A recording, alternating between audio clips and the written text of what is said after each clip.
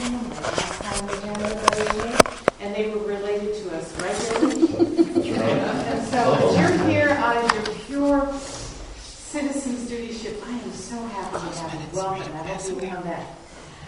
We are going to call the meeting. I'm going to call the meeting to order. Just love this little thing. If you'll stand, and we'll start with the pledge. I pledge allegiance to the flag of the United States of America and to the republic for which it stands, one nation, under God, indivisible, with liberty and justice for all. Would you pray with me, please? Remain standing and pray with me. Lord God, we just thank you for this opportunity together, Lord. We thank you for all the blessings that you shared with us, especially this community of Wesley Chapel. Lord, I pray that in all that we do tonight, the decisions that we make, the conversations that we have, that we do those in a manner that will only honor you. Bring your name, Jesus. Amen. We will start with public hearing. Do you have anyone that was a public hearing? Okay, public comments. Hello,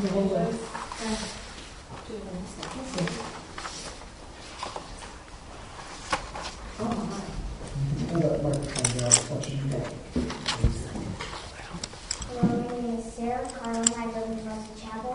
I have suggestions for the town meeting. I think we need more sidewalks going from Wesley Chapel, the center of town, outwards towards the elementary school, Dogwood Park, and other neighborhoods. These sidewalks would help getting more exercise, less air pollution, and many people having more independence. It would also include able to walk more places and reduce kids being bused to school and help traffic. All of our new developments have sidewalks, but they don't connect to any other developments. Is there a way that you can help make this happen?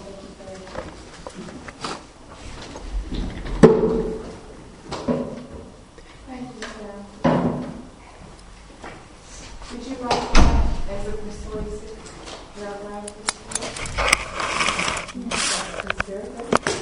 Well, thank you for coming. Thank you. Do we have anybody else?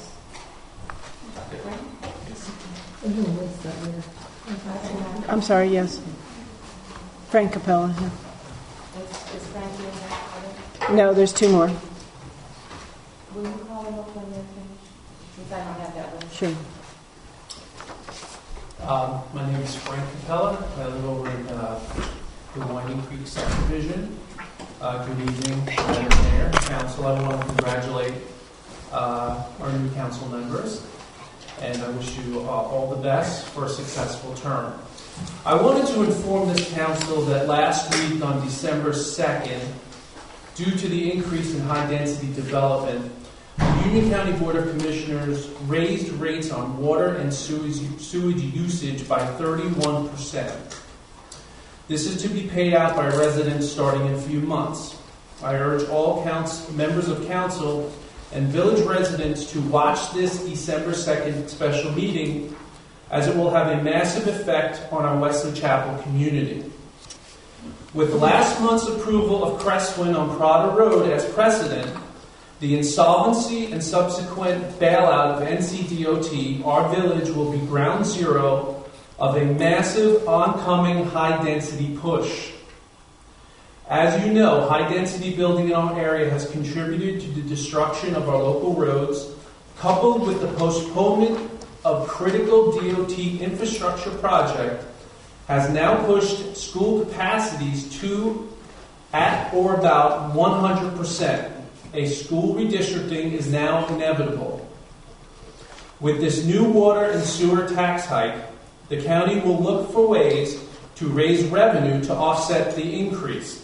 This puts a bullseye on all unincorporated land or donut holes in our area.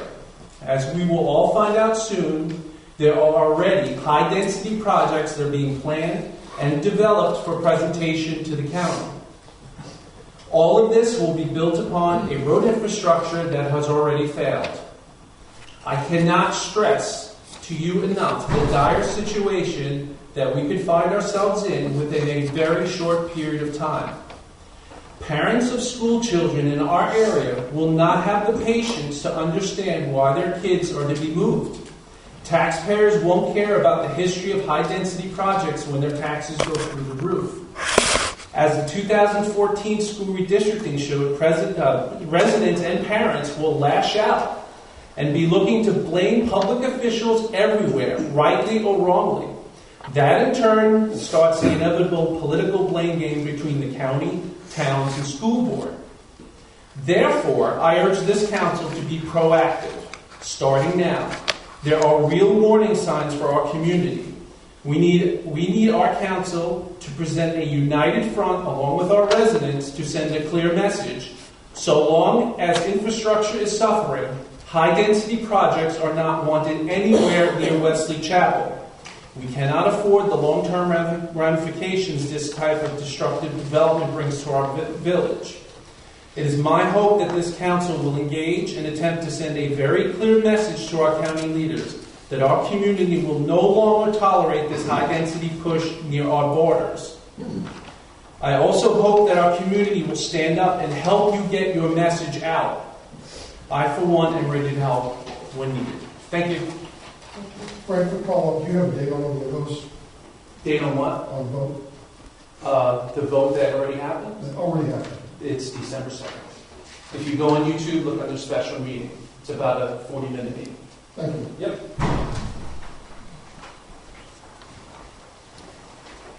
The next person is Pete Cleveland. Pete Cleveland. The next person is Amanda Fuller.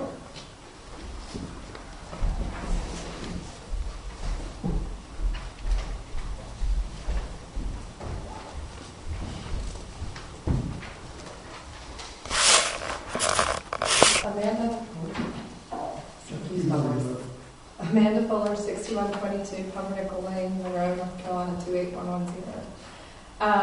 Write this down. You won't hear many elected officials say this, but last week I made a mistake.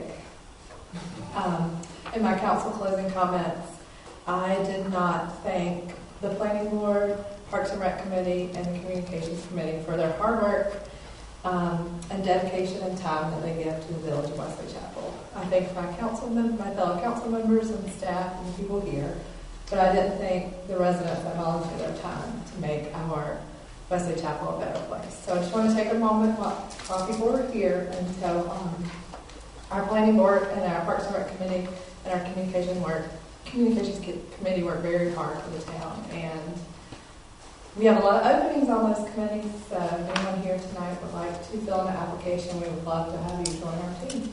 But thank you all for all the time that you give to us.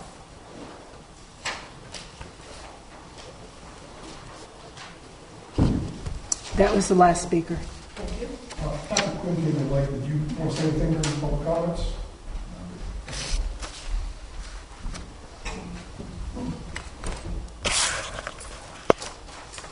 Okay, now we're going to look at the additions, deletions, and adoption of the agenda.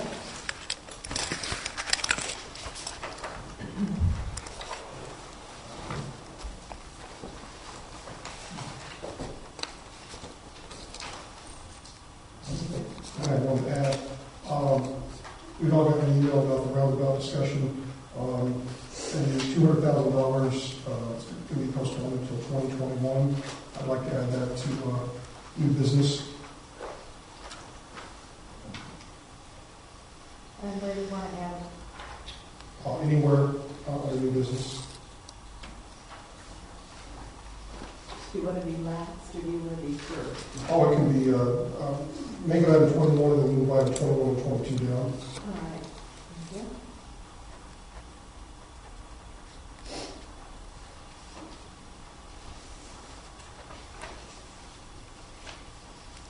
Anybody else? Robin? We had a request from the applicant for CZ 1901 to defer the public hearing until January. Do we need to vote on that or can we just accept the request? You can accept it, I believe. Yeah, you can accept it as part of amending the agenda. So it would just be removing item 10 and 11.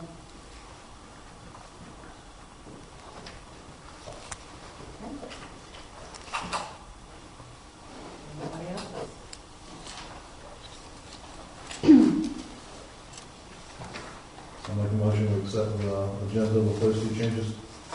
Second. All in favor? So adopted. All right, can you go to the new council here this evening? I don't know, did we accept the agenda? Item 4. I'm sorry, I didn't hear you. Item 4 would be the approval of the consent agenda. Okay. So I'll make a motion to consider that we approve the consent agenda. Second. All in favor? And that has to be done at the meeting's fast. Okay. Are we ready to go on to youth council? All right. Anybody from youth council choose to speak? Thank you. Communications committee? Yes.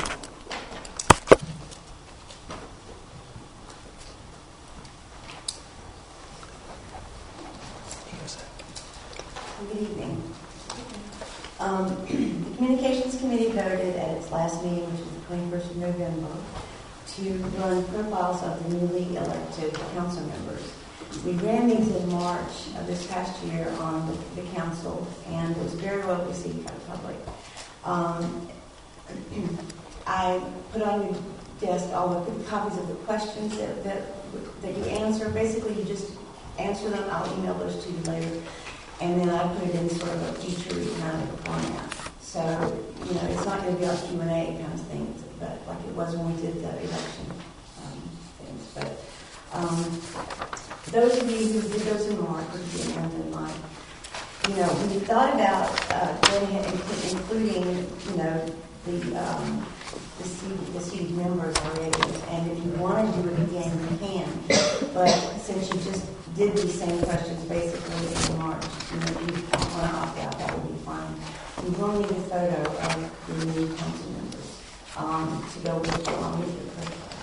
So I'm hoping that you will oblige us with those. I will send the questions to you after the meeting tonight, and then if we could get them back to me, respond to by the end of the week, that would be awesome, the 16th of December. It's been suggested that we as a town run portraits of all of our village mayors on the walls of Town Hall. And I personally think this is a great idea. I already have a portrait of former Mayor Brad Horvath. And I'd love to get your thoughts on that, whether, that's something that you would think would be a good idea. We can go back to the ones who were mayors prior to Brad, and I could try to, hook up with them and get a similar kind of photo, which is like in front of the flags, and run those on outside. And for people like Brad, who's run on multiple service, you could just do plaques underneath. It's been suggested. So just something to think about. I think it's a great idea. So just, get your thoughts on that. Our Facebook page, we featured sports clips on the 21st of November, and they were absolutely thrilled that we were highlighting them. So we're going to be highlighting some of the Christmas tree folks out there, help them a little bit, and honor those that are doing it. Some of those are gathering money, collecting money for various projects. Community's now working on the next phase of photos for Town Hall, other ones like this. These include the Wesley Temple Baptist Church, Volunteer Fire Department, and it's been suggested that we do a cotton field, which I got some really good pictures of the cotton field, and our cemetery, the one that has, I've been told Revolutionary War soldiers in it. So I think if I can get a decent angle on that, that would make a good picture. We tried to do pictures of the schools, and they're dreadful. They're dreadful. I mean, the schools are just square buildings. It's just really hard to get anything that's interesting unless you get a bunch of kids out there. I mean, so the committee said, let's not use the schools as a picture. So if you still want us to do that, then I will do it. But I did try to do Wesley Chapel and Newtown and pictures of just for school buildings. So anyway, the next communications meeting is 7 p.m. January 22nd. And you're welcome to come. I would love to have any of you to show up. And if I would be happy to answer any questions you have, right? Yes. What are when you're talking about the mayoral portraits, where would you think about hanging them? I think it'd be great just to hang them out there, and when you come in the front door, and just kind of have one wall dedicated to those. All framed similarly, all in the same. If I can get, Cheryl can help me as far as, contacting former mayors. I think there's only 2 before Brad. No, there's more. Just one, Tracy? No, there's more than that. Oh, okay. Mhm. So, it's just a thought. I would think that if they served as a mayor, that's right, I remember the gentleman who was the first mayor. I think they'd be honored by how we do. So, but it's just something to think about. If you would, I'm not sure if that'll take a vote from you guys, or if you want to just say do it, or what, or don't do it. So, any other questions or comments? Yes. One question then. As Jan mentioned, I had 1 or 2 people show up last Monday for the meeting, and they asked about the display cases out here. Yes, sir. How does that, would that fall into any certain committee's We volunteered. ownership? We volunteered. The communications committee volunteered to take that on, and it's just we were hoping to get artifacts. And I know you have a family member who has been here a very long time who has some artifacts, and I'm hoping to get up with that person. But yeah, that's kind of what we thought about doing. We have taken that on. It's just we haven't been able to, get some things to put in it yet. But it is something that we hope to do. But thank you for. If you have any ideas, please pass them on. Anything else? I think we should go ahead and approve Deb to work on the portraits. I don't think we need to throw a dollar amount on it, but I would just like to go ahead and give her the green light to do that project unless somebody objects. So I'll motion that you give Deb the authority to do that. Okay? Awesome. In favor? Thanks, Deb. Thank you very much. I'm sorry, who seconded? Lori. Lori, okay. After I motion, Mr. Cook. Does she have a dollar amount to work with? Because anything over $500 has to be approved by council, and the portraits that the pictures she's already planning to do was about $400. Taking the pictures doesn't really cost much. I think it's the printing and the hanging and the framing. Right. And Deb, if you come back by next month or whenever, it'll give us an idea what the cost is. Sure. Thank you. No problem. It won't be that outrageous. I don't have to have those professionally. I can find frames that are all similar. You could just get those in there. Or I can have them professionally done. Since these are so big, that's why we had those professionally made. But I feel like the mayoral photos would be 8 by 10s. I would think. But anyway.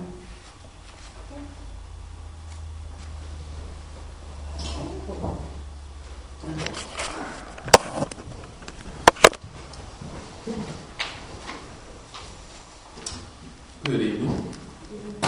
So I'm going to give you an update on our last planning board meeting, November 25th. We don't have one scheduled for December, so I don't have an agenda for the one in January yet. So I'm going to talk about our last meeting. We had public comments from Ms. Bailey and Mr. Como. Thank you very much. Good discussions. We also had Mayor Horvath in. Again, we have an open council member spot on our agenda. So we urge all council members to at least once a year, please, come visit us, have an open discussion.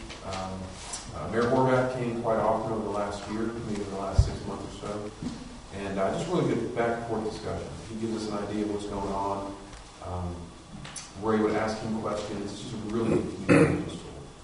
So I really ask if you guys can try and set that up. Obviously, we can have a forum with the council members there. So if you guys will discuss it between yourselves, but we've never had issues overlapping quorum of council members in the past. But we'll see how it goes going forward. So please keep that in mind for January and every month after our planning boards. As we continued on in our meeting, we had a couple items on our agenda, RA 40 versus R40 discussion. So we're still working through that, working with Robin, reviewing, as well as tree ordinance updates, something we still trying to make progress on every month, and we'll continue working on it. Another thing we talked about was comprehensive plan updates. So Robin was kind to share with us the comprehensive plan proposal, and we reviewed it. I think we all had a lot of positive things to say about it, and we're all on board for helping out and pushing forward with that.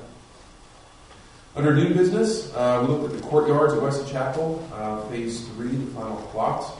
We actually spent quite a time discussing this with the applicant, reviewing plans, going over it a bit. I don't think we had any recommendations with our approval to send it on to council 5-0. That was all we had on our last meeting. Any questions?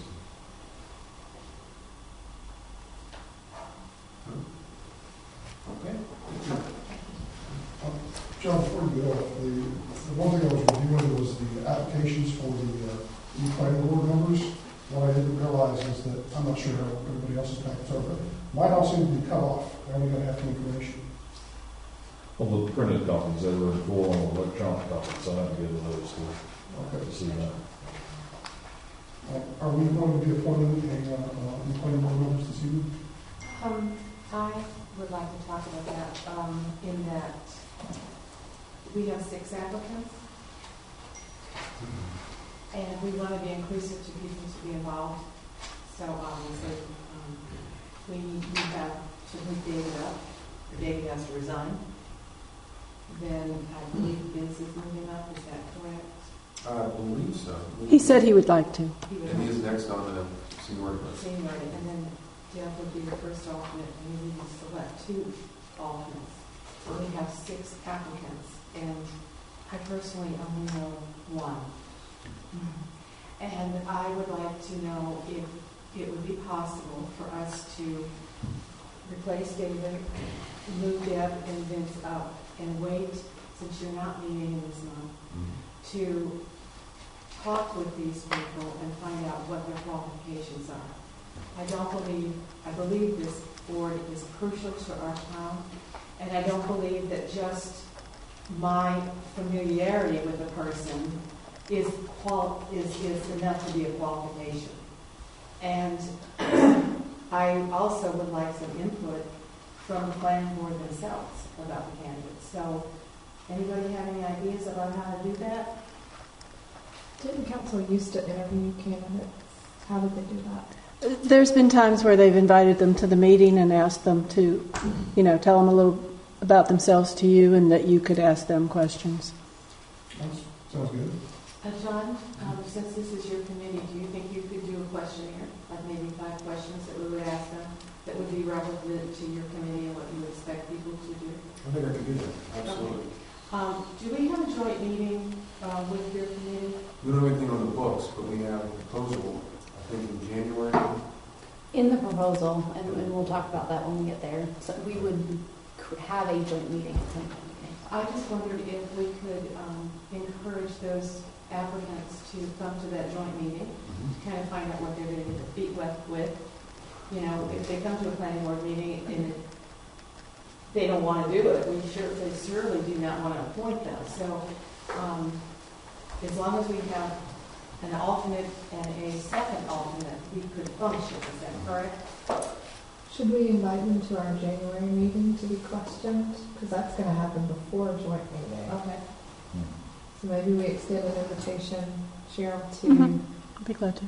all the applicants for our January meeting, The planning meeting or this meeting? our council meeting. We have them first, and then maybe after speaking with them, we could appoint. Yeah, I would suggest, just throw this out there, is if you bring them up here and ask them in January, just have them give a brief introduction themselves, what professional skills they may bring to the planning board. And the one thing I think historically I've seen in the planning board is some people join and don't realize the attendance commitment, right? So we meet 11 Mondays a month, 11 Mondays a year. And I've seen, a couple people leave after a while, not being able to hit the attendance. So we have a lot of professional people, and I don't see that being an issue. It's easy to work with a lot of people in this community, but also a lot of people in this community are very busy. And I think some people join without realizing, I have to be here. I need to put my personal life aside sometimes to make the attendance and meet the meetings. That's been the biggest struggle.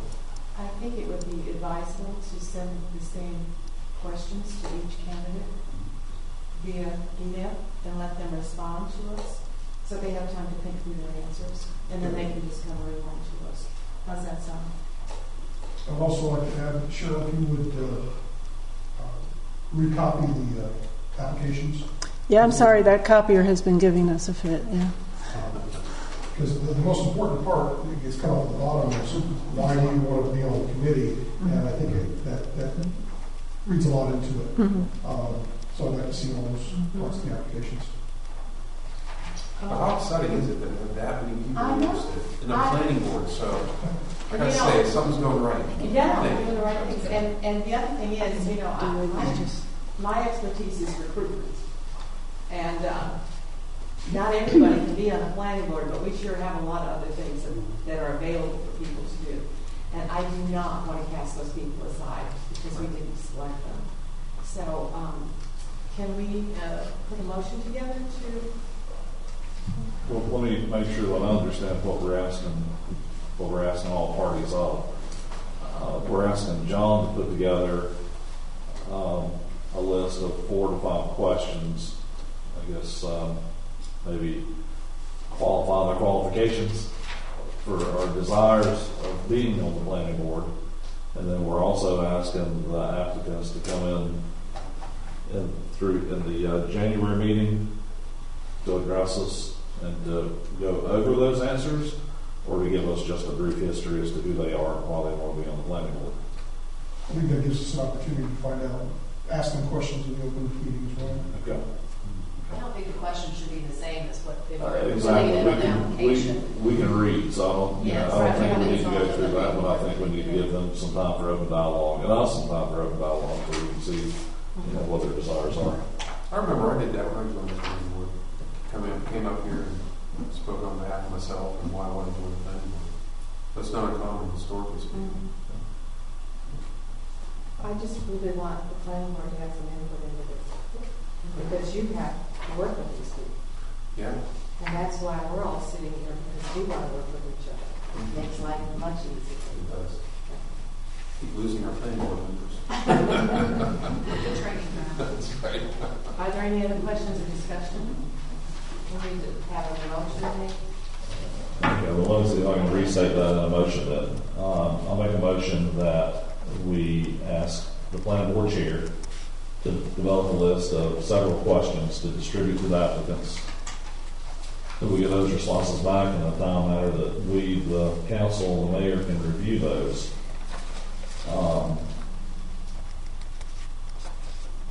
As well as the planning board members.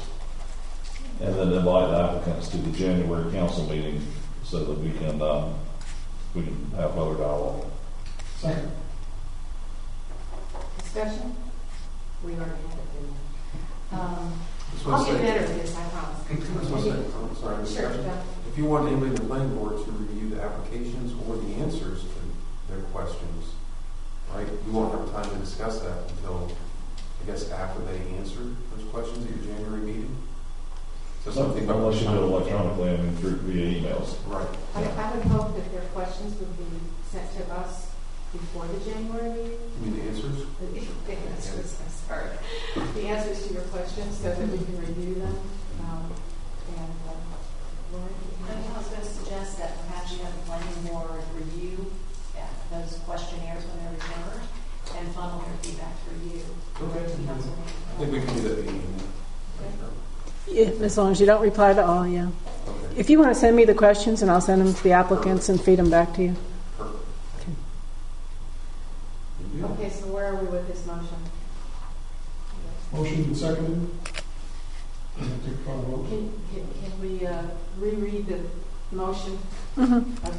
David Boyce made a motion to ask planning board chair to do 4 or 5 questions for the applicants so that mayor, council, and planning board can review them and then invite the applicants to the January council meeting.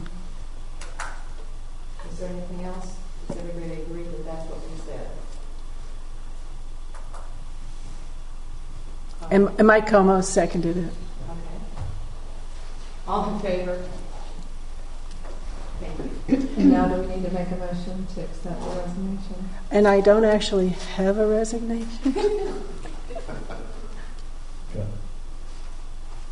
Maybe I think you can do that formally. Can I do that verbally? Just write on the sheet. It's all the record. You can do it. No, just I- say it. There's nothing wrong with doing it verbally. You can say it right now if you want to. I would request my resignation of the planning board due to other functions, requirements. And I would also like to say thank you very much for the honor and the privilege of serving on the planning board, especially under the leadership of John. Motion to accept the resignation. All in favor? So, And I make a motion to appoint Vincent Guerin to the regular, to David's empty seat, and to move Deb Lutz. Well, and we don't have a first and second, we just have alternates. okay. Yeah. So, I'll say Vince's.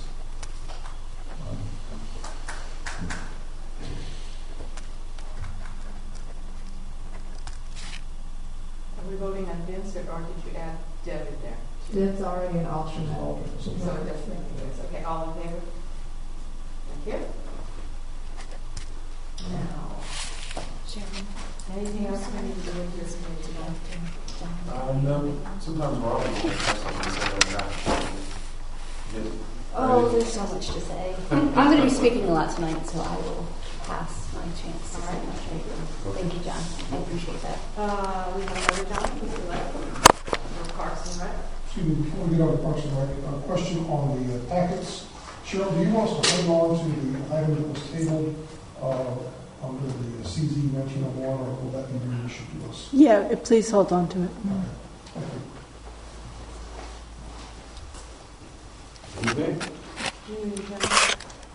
So since last month's council meeting, we've actually had 2 Parks and Rec meetings. We had our regular scheduled meeting, and we had a special meeting to discuss one specific topic.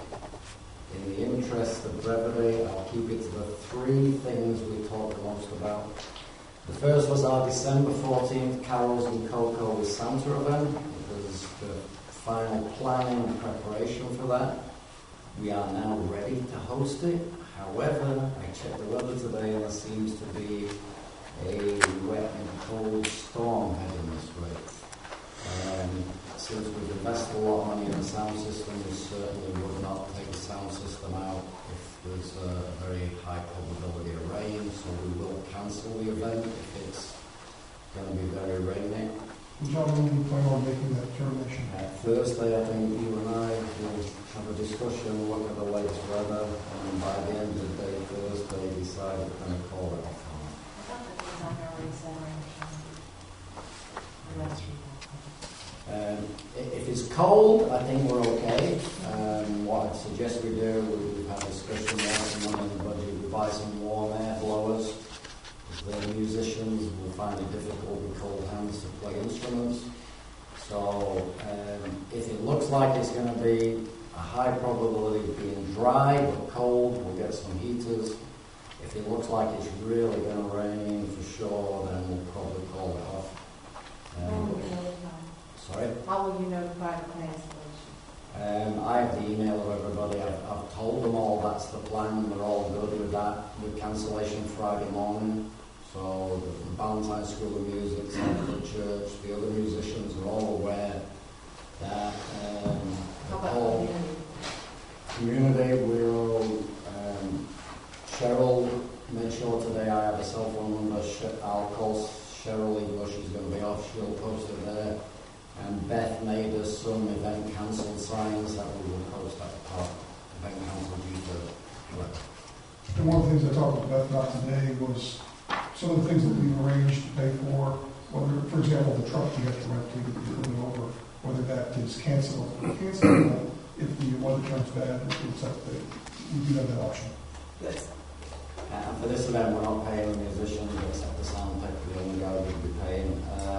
So we haven't paid any of the musicians a deposit for this event. They're all donating the time to do the performances. So we'll just have to see how the weather goes. Now, if it doesn't get cold, do you need me to do anything? come out, serve cocoa. Oh, I'm gonna drink cocoa, I'm coming, but I didn't know Make if you needed me s'mores. to open the cocoa or That's outside make too. this, what? That's Hot outside. cider. There's nothing official you need me to do. Okay. The other thing we spent some time talking about was the security cameras. You may be aware we had something like $20,000 in the budget to put security cameras in the park.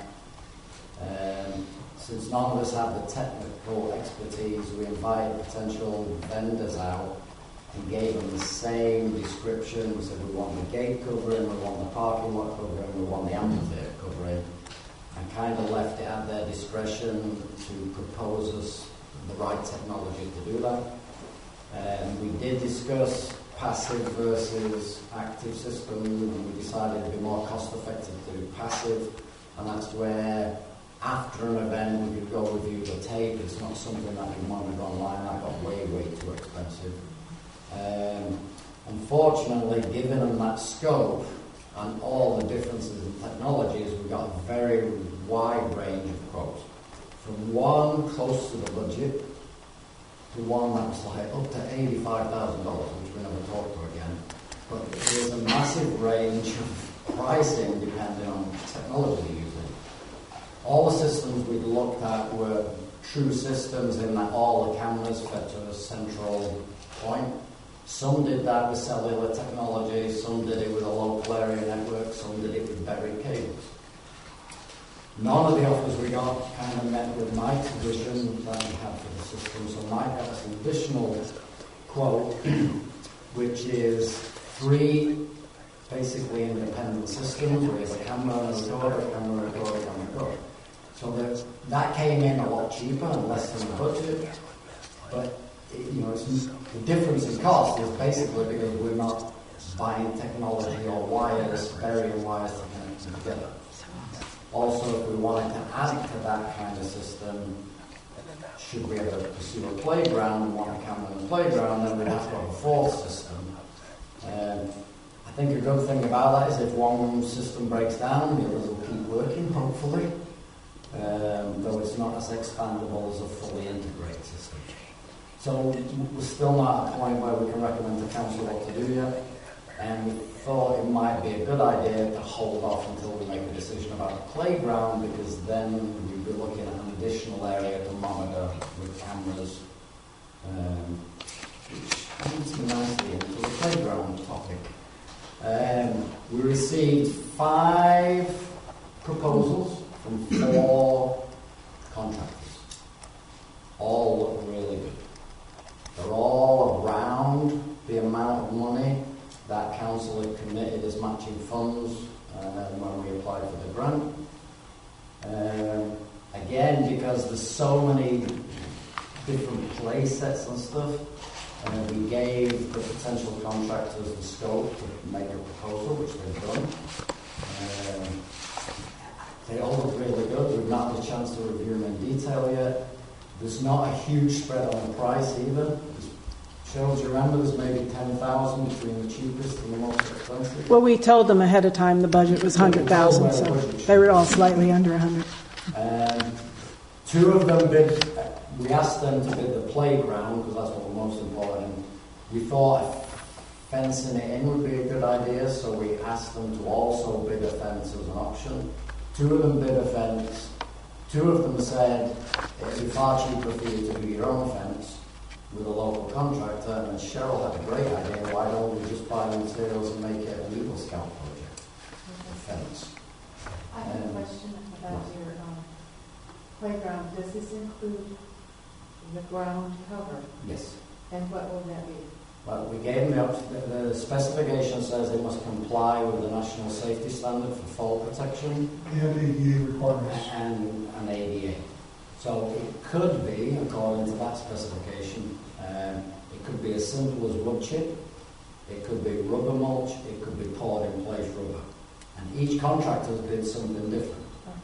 Okay. So those are the kind of things we're going to evaluate on our Parks and Rec meeting later this week. What the differences are, on what they proposed. I really like the poured in place rubber. but it's a long-term, more expensive maintenance option. I don't quite like wood chips, even though it's really cheap. It's a rock, it's going to splinters, grows weeds in, gets ants in it. So we're going to evaluate all those things. We're first focusing on the merits of the play equipment. We asked for play equipment for the 2 through 4 group and a 5 through 12 play group. So we want to see what kind of fun they're bringing for the kids. And then second group, the surface, ADA access to the area is an absolute must. So they've all done that anyway. There'll be difference in surfaces. So we're going to start with the low bid, really. Make sure the low bid gives us everything we asked for. And then look at all the others with a view, why should we pay X thousand dollars more for that one versus the low bid? So that's really... Have you actually seen their... Yeah. They all get we requested a 3D rendering of the equipment, and they gave catalogs with photographs of the actual equipment. Have you seen it? Some of them have. Some of them have installed playgrounds around here. Okay. Not the exact same piece of equipment, But the same company. but same company, same manufacturer. They're all nationally known. We have seen the 3D renderings. Yeah, the 3D renderings they all look really nice. One of them actually used geospatial technology and plotted the trees in their actual location relevant to the play equipment, which I thought was a really cool trick. So that's going to be the focus of our Thursday meeting, and hopefully after that we'll be coming to council on your agenda next month with a recommendation on what to do with regard to the play equipment. We are busy. I just have a question, John. Yes. Kind of a side question, but pest control within the park. Do we have something today, and does that need to change when we bring in playground equipment? When you mentioned mulch and fire ants and other things, it's got me thinking about all that. Maintenance contractor currently takes care of fire ants. When we tell him we've got fire ants, he'll go and get them. And then ad hoc, Michael grabs some stuff from the spot, fire ant hill. We usually scout the park before an event, have a look around, make sure we haven't got any fire ants. And if we see any before the event, we'll take care of those fire ant hills before the event. Beyond that, we don't do anything other than addressing the fire ants. I was just wondering if we might need to consider something, because once you go playground, it becomes very attractive, we hope. People who visit often. Yeah, it's already a maintenance contract for them to scan and treat for fire ants, but we can ask them to do it more often. You think more like wasps and things like I'm that? just thinking critters, pests. Because you've got small children out there, you can be more allergy prone. I know I've had problems with fire ants in the home yard, and it's horrible to get bitten. And bees, which we love because you have pollinators, but we don't want a hornet's nest in them. Well, Or a I think brown spot or something, 2 or 3 times a year I go around and with the can of wasp spray and do like a fishing pier and a few of the other places around the park, because there are wasps that nest in the fishing pier. And then the electrical outlets at the amphitheatre, every time we open them, there's a wasp nest in there. So we know when we unlock the outlets, we have to be careful because we're going to get attacked by wasps. Thank you, John. Oh, John, one more thing, while we're still here. If we do decide to go out and get space heaters, that won't be part of the event budget, that will be part of capital equipment for the park. What's the line called, Cheryl? Well, and I reminded Others. other supplies and equipment. I reminded John that he can spend up to $500 without your approval. So. And then 3 or 4 will be way less than that. So that was the plan. Thank you, John. Finance officer's report. Okay, you have the November finance statements and our property taxes coming in now. We're at 26% at the end of November. That's collected by the county. We got our sales and use tax for the month, and that came in a little bit over budget. So if it often varies month to month, so if it holds up, we'll be in good shape.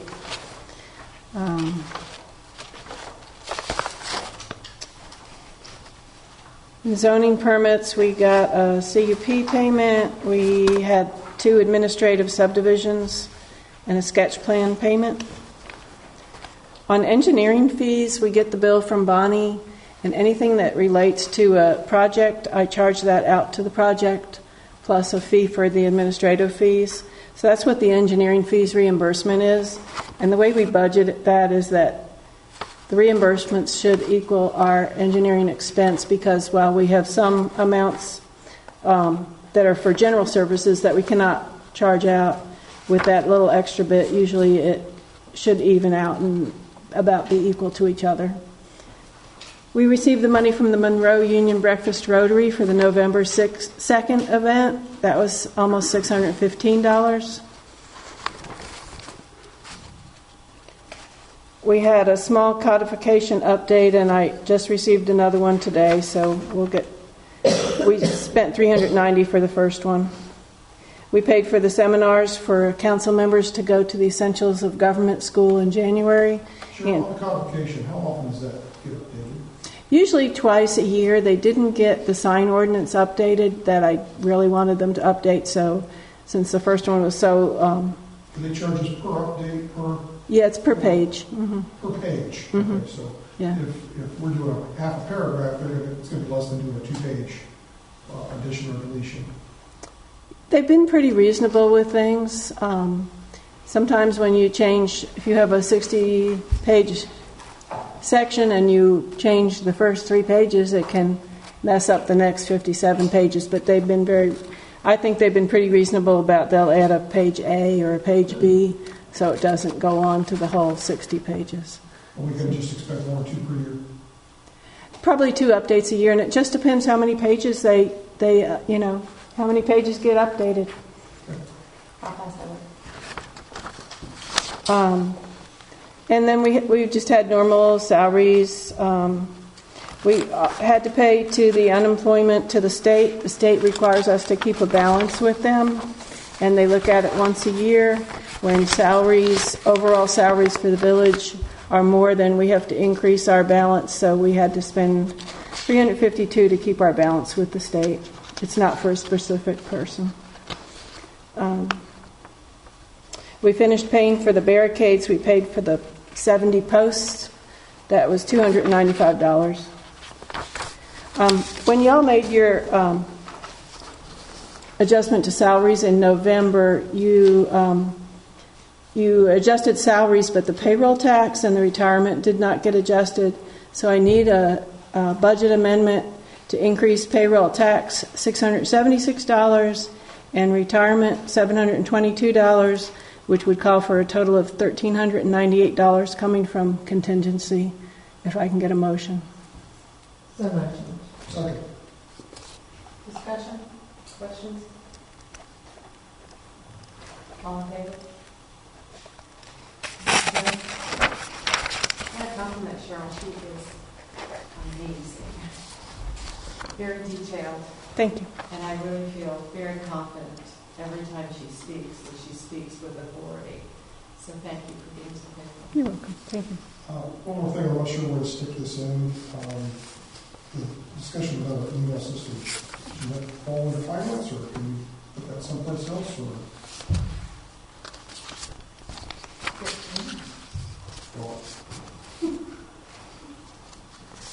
What's your pleasure? I'd like to discuss it somewhere in this. And you're trying to find out where it fits? Where would it fit would be, I guess, the best question. Anybody? He's got something he wants to talk about, so he's got to put it on. No, I just basically want Cheryl to give us an update on the email system, and know if that was Part of the finance report? cost related to it, I guess. Anybody have a problem with us talking about it now? All right, Mike, go. No, Cheryl, can you tell us what Sure. got changed, how did it get changed, how is it working? By that definition, we could probably talk about anything under finance. The emails, our IT fellow is here today, and Beth's email and my email are all updated. This afternoon, Mine is in the process of being updated. hers is in the process. It's mostly updated. Okay. And I called each of you today and asked you to come in and if you want to bring your laptop, if you don't want to, we can do it on one here, but I'll show you how to get your emails up and running, and they will be up and running in 10 minutes. The way the emails will work is it's through Microsoft, and you'll also have access to Word and Excel if you so want to use them.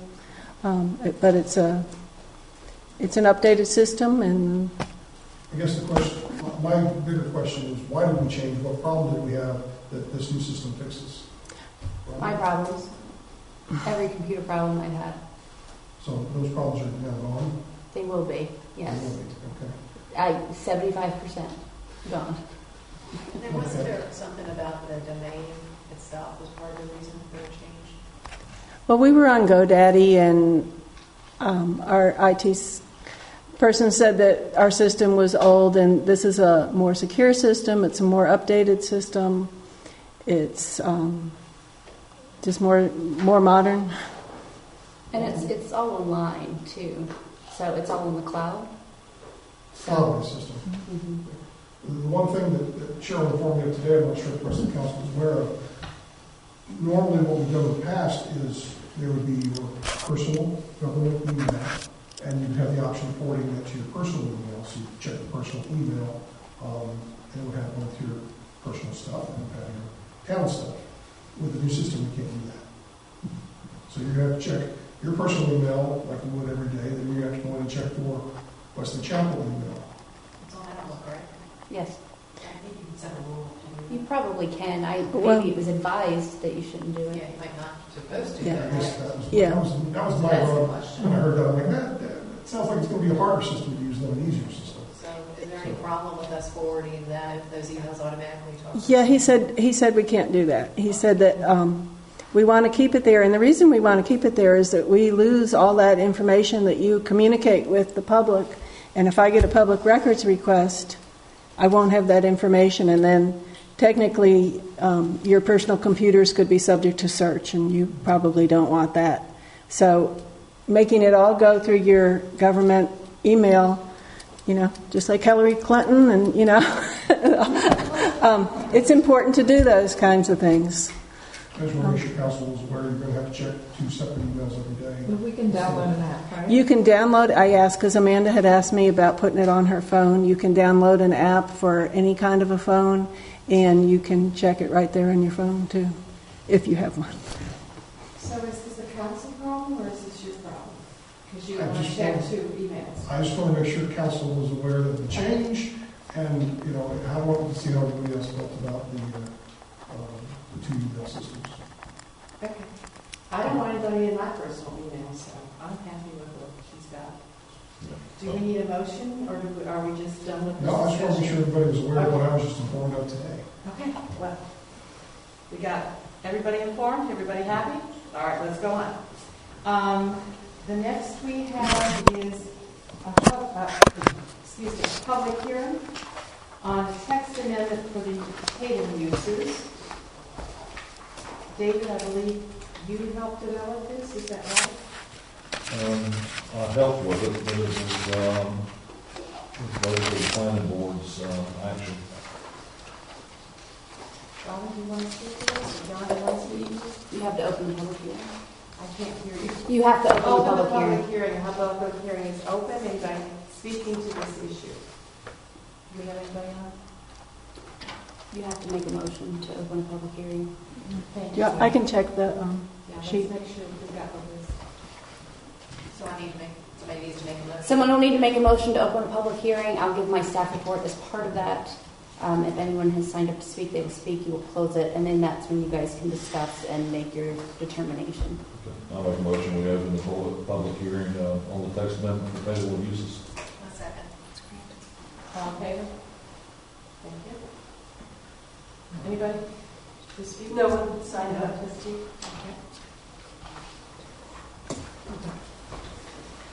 All right.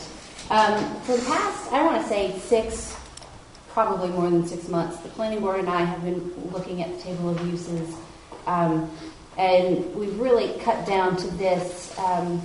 We know we're going to be updating quite a bit of things in our code, Table of uses was one of those things that we had talked about a use in a certain zone prior to, and it just started a lot of questions. So we decided just to take a comprehensive look at streamlining what we currently have. This isn't really to add a whole bunch of stuff or to take a bunch of stuff out. This was just to streamline what we already had. So what you guys have before you, it is the ordinance 2019-09. It is our updated table. Just so you know, the ordinance you have in front of you is not the comprehensive table of uses. The only line items you see in here are the ones that we're suggesting changes to, because it would be a lot of favor at that point. Some of these uses are just duplicate, and so we took out the duplications. Some we've changed and we've taken them out of different uses, different zones that we felt were inappropriate. Some we've added to zones that we felt were appropriate. I can go through each one individually if you guys would like, if you haven't had time to go through them. But on the whole, what I would say is that this is a culmination of a good 6 months' work of discussion and work on the planning board. They are happy moving forward with it. We did add 2 uses. One is a coffee shop and one is a microbrewery. So you will see at the beginning we're adding a definition of a microbrewery as well as adding that into our table. You will be seeing this probably every 6 months or so. Maybe a year before the next one, because we're going to be working on some other things. But this is kind of one of the most fluid parts of our zoning ordinance that we want to make sure stays up to date with what we want.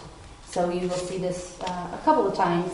As with any type of amendment to our ordinance and zoning, you guys will have to make a recommendation. You will also have to have a statement of reasonableness and consistency. You have to read those. You can't just say as written by planner A. And so with your motion, I will say, and I had spoken with the mayor about this earlier too, obviously I have a recommendation, so if you ever make a motion against my recommendation, you will have to come up with your own reasonableness and consistency statements to go along with those. You would never do that. Stranger things have happened. Question, is this available to the public online or this evening? I believe it was part of the packet that is publicly available, yes. Just want to make sure it was available. And it's been available with all the iterations of the planning board as well, because those agendas and packets are public as well. Thank you. Question for you. So when we make these changes, when are they applicable to a parcel? If a parcel's already been rezoned, does this take effect? Or if they don't have an application in. So there is, if we know that something's changing and someone applies, we can give them the option to come under the old zoning ordinance that was in place when they actually applied, or that they can wait and go under the new ordinance. But anything after this is passed is under this new ordinance. So it becomes effective essentially when you guys say yes. And one other question, I know it's a lot of discussion about mobile homes, about if somebody lived on R40 and had a mobile home and they wanted to upgrade. And I see that we have only a manufactured park in here. This was just, like I said, it's not comprehensive. Yeah, so you can still have a mobile home, I believe.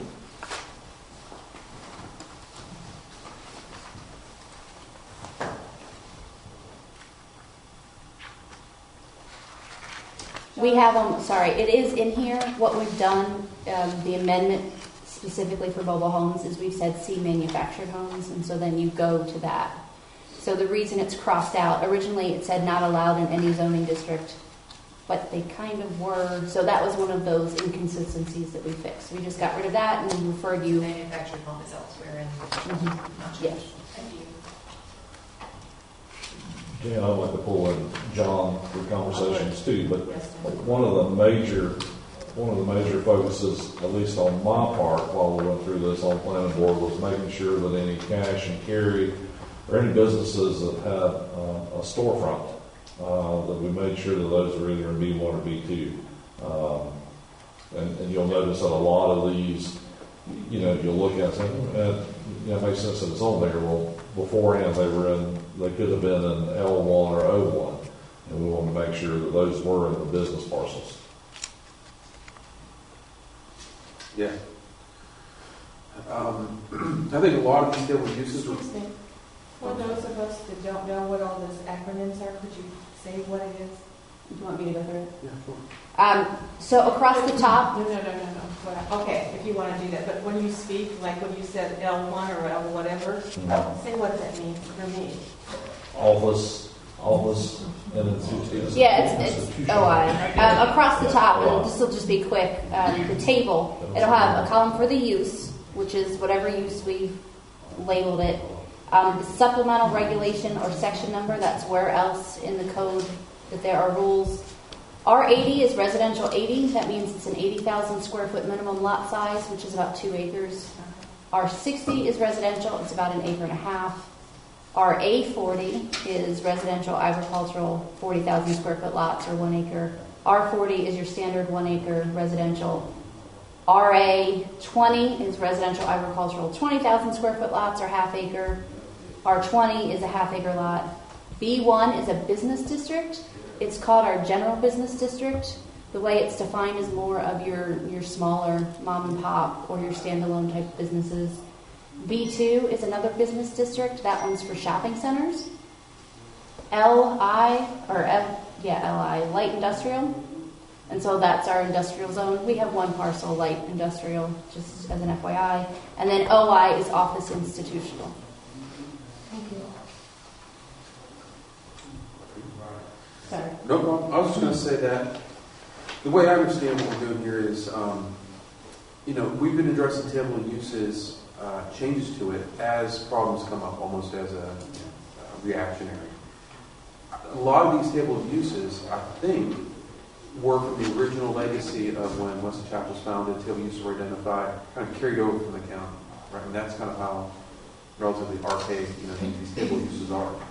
So I think, Rob did a really good job here taking kind of a broad sweep of looking at this and saying, as opposed to just reactionary to individual table of uses when someone comes to an application, kind of looking at where does it make sense to start bringing these together, updating it. I think you made a good point. It's not updated fully like we want it to be, right? And I think that's going to come from our land use plan, our comprehensive plan, looking at the zones more in depth. This is just kind of a first clean it up, make it make sense, bring it up to date, and at least have a bulk of information that we reviewed for 6 months and present that. So that's kind of where we are now. I mean, a lot of this didn't make sense, that didn't make sense. It wasn't in line with where it said somewhere else. And I think it's probably difficult, when people come up with an application, where does this make sense of what I want to do with my property? Do I need a CUP? Do I need conditional zoning? Am I allowed to do this? Because there were inconsistencies everywhere. So there's really an effort to clean that up. So Robin, in making a motion to approve this, I just need to include a statement of reasonableness and consistency. That's all. Motion and then the statement of reasonableness. So I make a motion to adopt zoning ordinance. We have to close the public hearing first. I'll make a motion to close the public Generally, hearing. the mayor opens and closes the public hearings. Okay. Sorry. I make a motion that we... You just close it. I was closing the public hearing. Is that fine? That's fine. Good. And I'll make a motion to adopt the zoning ordinance text amendment regarding table of uses as outlined in North Carolina Ordinance 2019-09. This update to the zoning ordinance text amendment regarding table of uses is reasonable since it removes inconsistencies in the current village code while supporting and maintaining strong non-residential districts. And it is consistent with the village's land use plan as it further differentiates between non-residential uses and non-residential use districts. This supports the goal of limiting new non-residential development to designated strategic locations within the village, goal 2 of our village's land use plan. I'll second that motion. Discussion. More discussion. You okay? All in favor? Thank you, John. Thank you, Robert. Well, I'm very pleased. Thank you. And John, I know this is an exceptional amount of work with your committee, so would you take that thank you back? I hope that this will help recruit more people on the committee.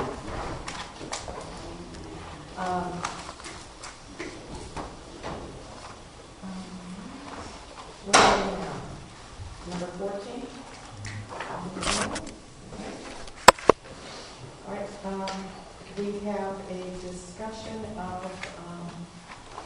the comprehensive plan process.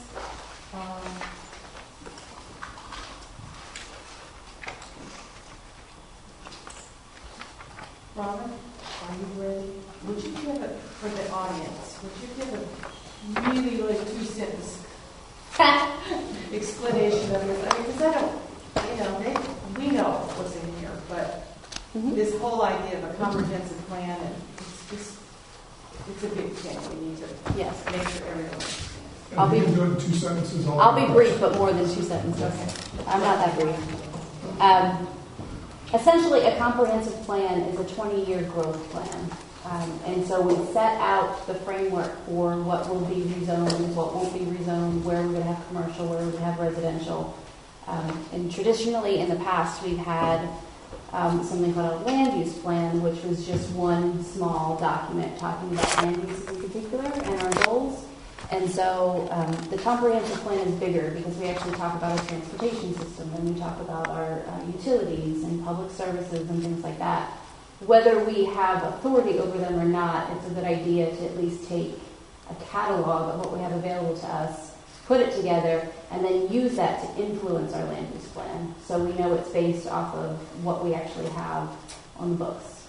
And move forward from that. It will have strategies and policies that we need to look into. Again, over the next 20 years, we will look at updating this every 5 years because trends will change. And we want to make sure that it stays current with what's happening in the village. But yes, it is a far outward-looking plan. So we'll have some things that are short-term, some things that are long-term. And it's my understanding that we currently do not have one. So this is not changing something we have, but creating a new. We're taking our land use plan, which is essentially will be one chapter. We currently have that, and now we're creating this whole big plan so that we have the support we need to enforce what we want to enforce. Are you ready? I'm ready. Okay. All right. So with that, I hope, brief primer, I put together a proposal so that we can jump on this. The other thing, just to make sure everyone's aware of, is that the state has passed new legislation that these will be required by 2022. And so we need it. I mean, we need it because we need it, and we need it because the state is telling us that we need it. I have suggested a work plan and a schedule. On page 3 of my proposal, I have 11 chapters outlined that I think are important for us to go over, have the information for, and talk about how we want to deal with these things through policy. That is our introduction, community profile, land use, transportation, public services, water, sewer, stormwater, environmental, parks and recreation, where we'll fold the master plan for the park into this, economic development or lack thereof, depending on your opinion, and regional cooperation and implementation. I think from my standpoint, you can't have one of these plans without an implementation chapter to tell you exactly how you're going to do it, how you're going to fund it, and those types of things. I do have a schedule. This schedule does change every time. It will move a little bit until we have everything solidified and we have a hard go on this. But I am asking that we can at least start with the project initiation and come up with our public outreach strategy. It will involve at least 2 joint meetings with the council and planning board. This document is the planning board's document. So once I get the go-ahead from you guys, it's really me working with the planning board to come up with this. But at the beginning and at the end, we all need to be a united front on a lot of this stuff. We will be going to the public. Exactly how, I don't know. We will have a couple public meetings. We will have a survey of some sort. We will be getting lots of input from the public. And there's a couple little focus group type meetings I want to have as well, if I'm allowed. And then the entire project takes about a year from start to finish. Now, when I say start to finish, I mean that means from project initiation to final adoption. So the schedule you have here will show that. It takes about 6 to 9 months of actual writing and coming up with these things. I have been asked if I could do it faster. And I will try to do it as fast as possible, as long as we have what we need. I don't want to rush it and do something that's inappropriate or not not exactly what we need. The project deliverable will be a firm plan. I have a copy. This is one from a county, so ours won't be as thick. I mean, it might be as thick. I shouldn't say that, but it won't be as daunting to read. But it will be this, and we can put it online. We can have it in our offices. We will have updated maps as well that we can disseminate to the public. I will be leaning on outside resources, the planning board. Each planning board member will help me review certain things. And then we have our financial considerations to go over. Specifically, I'm going to need help to get some of this stuff done. And so if you would shop this out, you'd be expecting to hire a consultant for $70,000 to $100,000, probably for our size. And it would still take about a year, again, because maybe 3 months of that is just getting it adopted with notifications and things like that. I'd like to do it for you in-house if I could, but this is a lot of extra work on top of what I already do on a day-to-day basis, and I'm already pretty solidly worked. So I have 3 options that we put in here. One would be to hire an additional part-time planner for 10 to 15 hours a week. My suggested rate, I just put $20 an hour if you're hiring a professional, and that would work out to be $11,200 a year at 10 hours a week. The second option would be to increase the hours of our current administrative assistant to allow that employee to help with various planning, zoning, and code-related duties as needed. And that cost is in there as well for an increase of 10 hours, and then also because that would bump that employee into the retirement system, that is included in that cost. And then the third option would be to hire an intern for 10 hours per week, $15 an hour, and the cost associated with that. Looking over these, for what it's worth, my professional opinion, I would prefer increasing the hours of the person we already have. Hiring someone to come in, I would still have to do some training on Wesley Chapel. They'd have to have an office. We'd have to get them set up with the computer and all the other stuff. We wouldn't have to buy a new computer necessarily, but it would just be setting all that stuff up and going through that.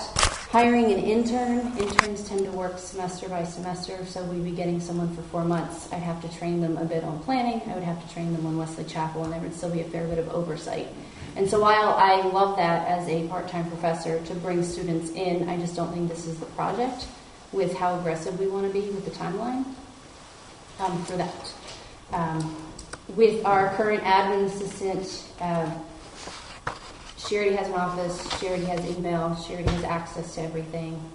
Beth, yes. I'm going by titles here, but Beth. And I just think it would be an easier transition that would create less time needed for me to set someone up to then help me get this project started. That's where I fit on that. I do know that there may be ongoing costs past this, and so with that, what I wanted to add too, and I have mentioned this with Cheryl on occasion, that our fee schedule, I wanted to review it with some of the neighboring areas to see if it's still relevant. There are certain things that we don't charge fees for that I think we should charge fees for. And so I have asked for the fee schedules for all of the closely neighboring municipalities, and I'm working through that now. And so you guys in January will probably get a request for an update to the fee schedule. That may not get to you guys until February, but my goal is to get it to you in January. That will help defer some of those costs. Question. Is she finished? Robin, are you finished yet? No. Okay. I'm just taking my time to read through it, sorry.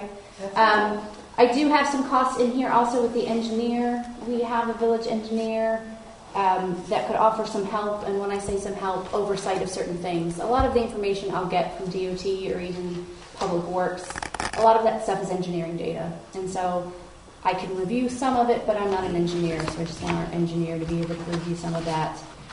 Certain issues we have, I know stormwater has become an issue for a lot of our residents. I would feel better if I worked with the engineer to come up with some suggested policies and things going forward.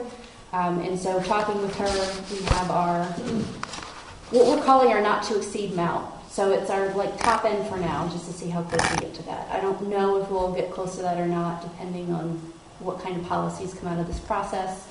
But they also have CAD workers and are available to do mapping and things if I can't get it all done as well. And so that's rolled in. And so the final costs, we have the personnel costs, the village engineering costs. We have put in $500 for the SurveyMonkey subscription, which is an online survey. I'm forgetting the word that I need to use, but service and also printing. So printing, we estimated at about $800 because we'd be printing maps to use as well as printing the documents at the end. So my total not to exceed budget is $20,000 at this point. And obviously, if something happens and I need to come back with you, then I will come back with you, my tail between my legs later. But the goal is to keep to this. And then I have the next steps here, which would basically be a motion for me to proceed as the project manager for this, and then to consider the financial piece, which will be overseen by Cheryl. At least the pieces. Exempting for engineering services, which we would have to go through, the personnel, how that is handled, and then a budget amendment for the project, because it's not part of our current budget. Are you complete? Yes, now I'm. Now you're ready for questions? Yes. Let's start down here with Amanda. We had talked about maybe making the addition to Beth's hours a contract position, like adding the additional to keep from paying the additional lifetime retirement. I went and looked at IRS, and when you have an employee and a contractor are two different things. If Beth wants to become an independent contractor, and she would have to pay her own employment taxes and all, I think you probably have a little bit of a higher, level since she's already an employee. Then you have to be hiring her to say, I want you to write, 5 chapters. I'm not going to tell you when to do it, how to do it, what to do it. You're asking someone to come up with a finished product, and you're not overseeing them as closely as you are like with an employee. I think it's a little harder, I think, to turn an employee into a part employee and part contractor. Yeah, Would you I agree? think it's very difficult to split those two. To take a regular employee, and you could move them entirely to an independent contractor situation, but I think splitting it will possibly cause you to cross lines and with employment laws. And she works how many hours a week now? She's budgeted for 14.8 hours, but she's not working that many hours. And if you get over 19.2 hours, then she falls into the retirement system. So you do have, she's about at 12 hours a week now. So you do right now have a spread from 12 hours to 19 that you could do without getting into the retirement system. I know we're talking about falling into this retirement system, but what kind of dollars are we talking about if that would happen? Well, it impacts two things. It impacts the employee and it impacts the employer. It means that she would start contributing 6% of her income to the retirement system. And if she does this for a year and then her hours fall back, she would no longer be in the retirement system, but the amount she has contributed to the retirement system would sit there until 90 days after she leaves the employment of the village. So it's sort of a... Can you put a dollar amount to that, roughly? Either you or Robin? Well, she would contribute 6%. The village would contribute 8.95%, but it keeps going up. I guess the question is, what's the downside of just going ahead and doing that? The 6% is mandatory, right? 6% mandatory for her to contribute. So it's 6% out of her pocket. Right. To do this immediately, so that's not plan increase. Next. Did you have a question, David? Go ahead. I had lunch with all of the ladies on our staff just to get to know them, and of course this came up with Beth about the number of hours she works, and she said that she was very willing to work more hours. She's looking for more hours. And I wondered what the possibility of us working her right up to 19 hours a week and see how effective that is. And then if we need to come back and add, because her income is not, I mean, it's I wouldn't want to pay 6% for what she gets paid. That's what I'm saying. She has coverage through her husband's, and it's not a necessity for her. If she were in a different situation, it might be. So I would think that if we can just work her, because she's really efficient. I could just tell in the conversations we had, we might get more work out of her than 19 hours is actually what I think might happen, even though she's only clocking 19 hours. And then if we need to come back and we don't have enough, then we could look into adding, so we could add more hours, and then she wouldn't have to pay for full retirement until we get into that part of needing more time. Because you're only talking about 20 hours, right? I'm talking about adding 10, and I guess taking her up to 19 would be adding 7. Well, I asked her, I said, how many do you work with full time? She said, I'm not really working with full time. And I don't know, that was just her. She says, I would like to work more. So, I guess my case is just, I'm already very busy, and so I could use as much help as I can get. What about an option 3? Which is that we increase it up to 18, 19 hours for a certain task and a contract planner for certain tasks to get you to the total hours of resources you need. Well, that would be hiring a planner for 5 hours a week and increasing Beth 7 hours a week. Something in that $5 or something along those lines. But just as an option, what's the feasibility of getting a planner contract for that limited hours anyway, even 10 hours? Probably little. I know someone I might be able to reach out to. But again, it's oversight and training. And in terms of tasks, I wasn't looking at, this wasn't to look at hiring someone or increasing someone's hours to help me with the plan. It was to help me with certain things, and it's as tasks come up. So I don't know if it would be easy to make it as task specific, but I could easily try. I think we start with that and go from there. Take her up to a full 19 hours, 19.2, whatever that is. How many hours? We go into 19.2. What is that, Cheryl? Well, she's budgeted at 14.8. So if you want to go to 19.2, it's 4.4. Is that right? Pardon? Yes, 4.4 hours more. I think overall, if I may, we all agree this master plan needs to be done. We're not exactly sure how to get it done. We're being very proactive, knowing that it's going to be mandated in 2021. We just don't know how to throw the right resources at it. This is a good start. It may need to be modified or massaged as we go, but I just don't know if you think that's a good way to start, or should we be looking from a different perspective? What would that other perspective be? I'm looking to Robin, who's going to spearhead this for us.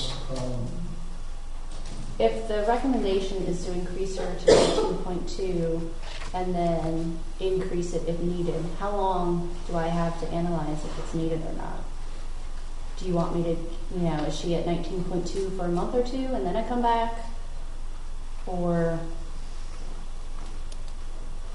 3 months, or If you give within them 1 some month? dates every month, see if it's working, if it's not working, if you need more.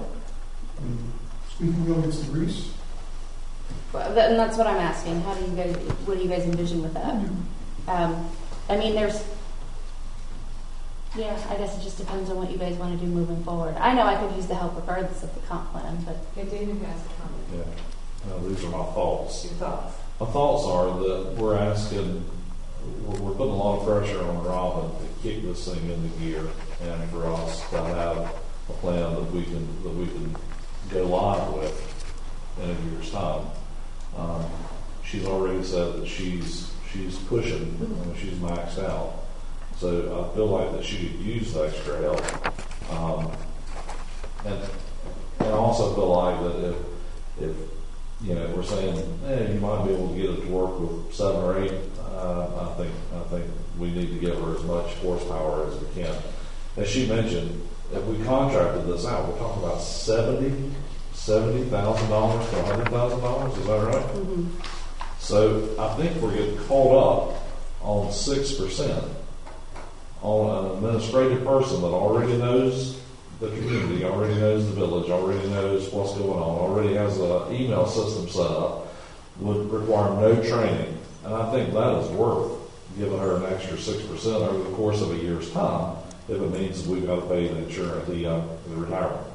Well, 6% out of her pocket for that, and then 8.9% out from the village. And the village commitment is only as long as she's a full-time, or 19.2 hours? As long as she's over it's 1,000 hours a year. Is she aware from your conversations that this could be just a one-year commitment for these extra hours? I didn't know. Like I You don't talked get about that far? Yeah, I just wanted to know if she was open to working more hours. And she is open She to is. more hours.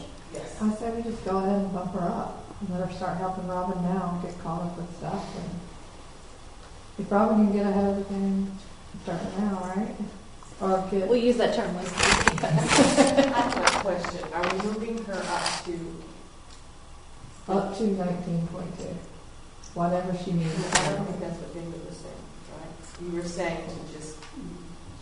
I'm saying go ahead and pay the difference that we would pay for her to be anything beyond 19.2. Give her the 10 So hours how that many- Robin required. The 10. Yes. I don't know. How many hours did you say? I said 10 to 15. The number that is in there is based off of 10. An extra 10 hours. Huh?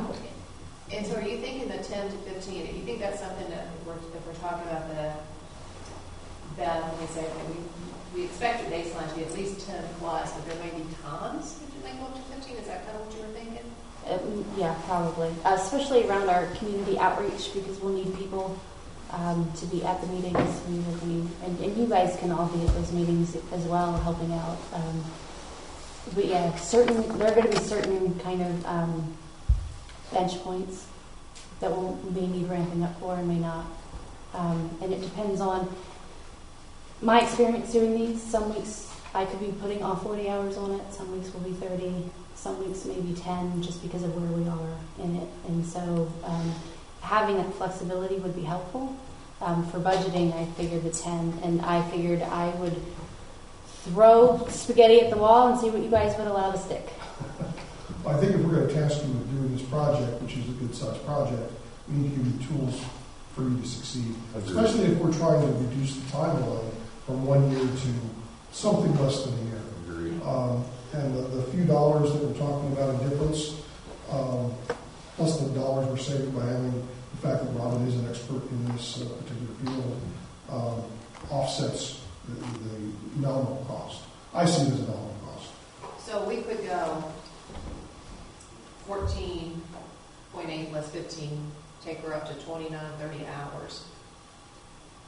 And then there's, because she's already 14, you originally I don't said know 10 what to the 15. benefit cutoff is. So Well, that's fine. Then we're up just- to that. We've yes. already passed that, so whatever, in our conversation here. So I'm just saying that if you said you needed her an additional 10 to 15 hours, she's already 14.8, so take her to 20, 29 or 30 hours as a part-time employee for a period of time, and we approve that amount of money. But if she needs to work less, she would just work less and we pay less. Because like you said, now she's averaging 12 hours, not 14, right? Is that how that would work? Yeah, and another thing is, I used to do all the committees. If you want me to take back the committees or some of the committees, I could do that, which would free up her time. I have a question before. If we increase her hours, how do we say that when the hours decrease when the project is over, she hasn't lost her job? Because that gets into HR law. Are we committed to keep her at that 20 hours after the project is done? 30 hours. Well, I guess that's part of the question, right? Is there an elevated number of hours a long-term project, but it's not, right? So We tell her in advance that it's only. I mean, I think as an employee, you can say that we have, additional work for you for this limited period of time, and this is the project, and we anticipate that it will last for X number of months or whatever, and will entail this number of additional hours during that period of time. After that period of time, we anticipate you remaining employed at the previous duties that you had, or something. I'm obviously doing this extemporaneously, but something like that. Would that be considered a demotion? I don't think so. I don't think it's a promotion or demotion situation. It's just a one-time project that is added to the existing duties. I believe that would be the case. I think what we should do is make a motion to grant the mayor the ability to have this conversation with Beth and bring her up to speed, and if she agrees, to empower the mayor to move forward with what we're talking about. So we'll be talking up to 30 hours, I believe so.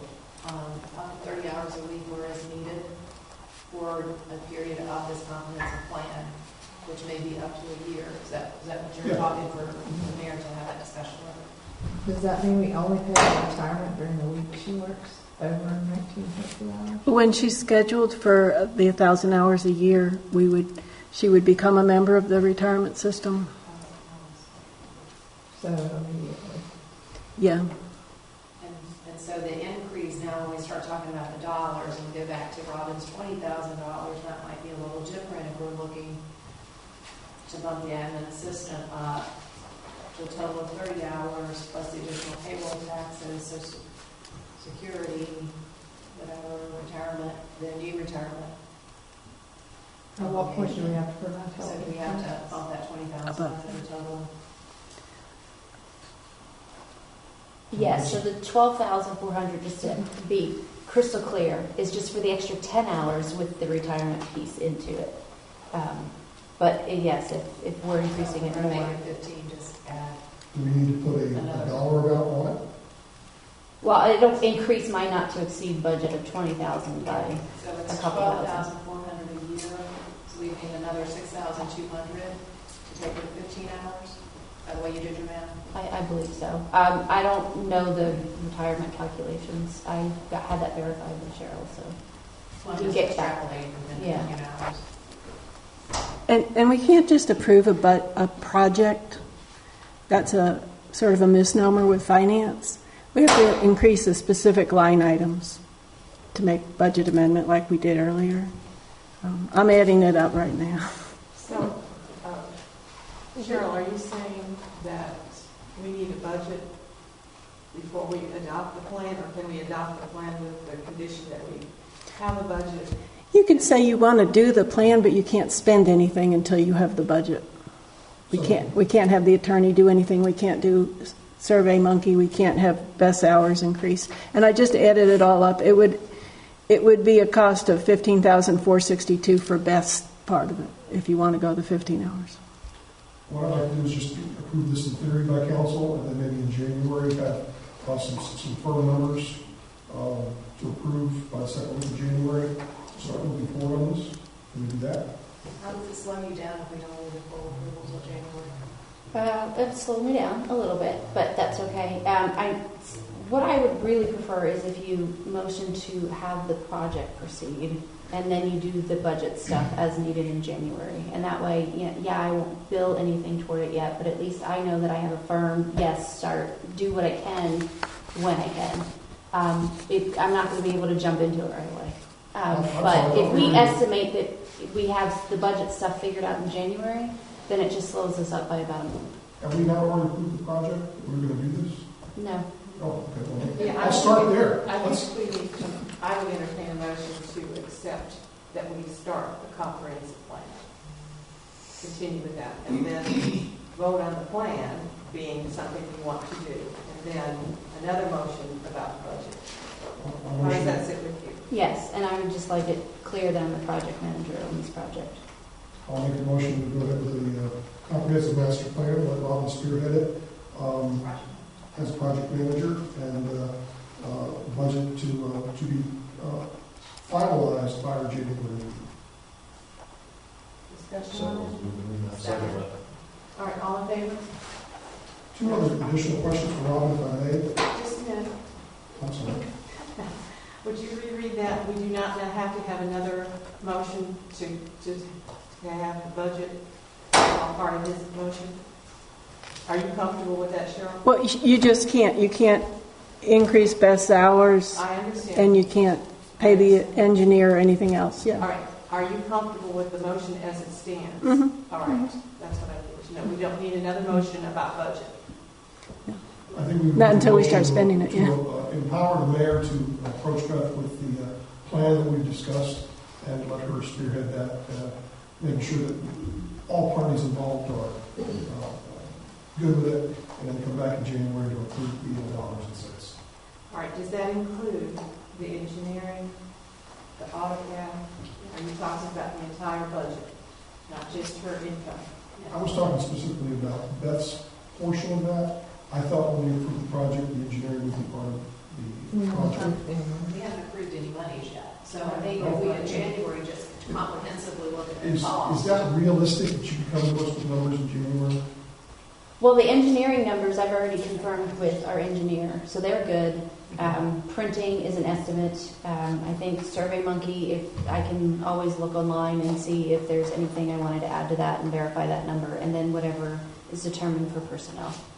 So it's all expenses. is what we're- And yeah, we could easily do all expenses together in January, and that way it's a kind of a project budget that is finalized. Okay. Even if like Cheryl said, do it line item for whatever she needs, but that way we know the full amount. John, any input? No. Okay. I'm putting John to work for free. Laura, do you want to have any other questions? I had two. John, Robin mentioned that there's going to be two joint meetings with planning board and council. Does Yes. that include the one in January that John talked about earlier? Yes. Is that part of that, or is this separate? It is. It probably. It'll happen probably February, March timeframe. And then you talked about fees. Will those be reviewed by the planning board before they come to council? No, because the fee schedule is something that you guys set. John, do you want to review those fees? No. Changes? No. All right. Thank you. That's it. All right, I'll entertain a motion for me to speak with Beth about increasing her hours. So motion. Second. All in favor? Thank you. Thank you. Thank you, Robin. This is a major project, and I can't think of anybody that can do it better than you. Thank you. for Well, you bringing say it that at the beginning of the project. I hope you say it at the end of the project too. Okay. Before we move on, Robin, do you think we've given you everything we need to succeed in this project? Sure. Yes. Because I know it's not going to be an easy thing to do. I want to make sure you have the tools. I believe I have the tools, and if there's something that comes up that just gives me heartburn, I'm sure you guys feel confident that I will let you know. Okay, thank you.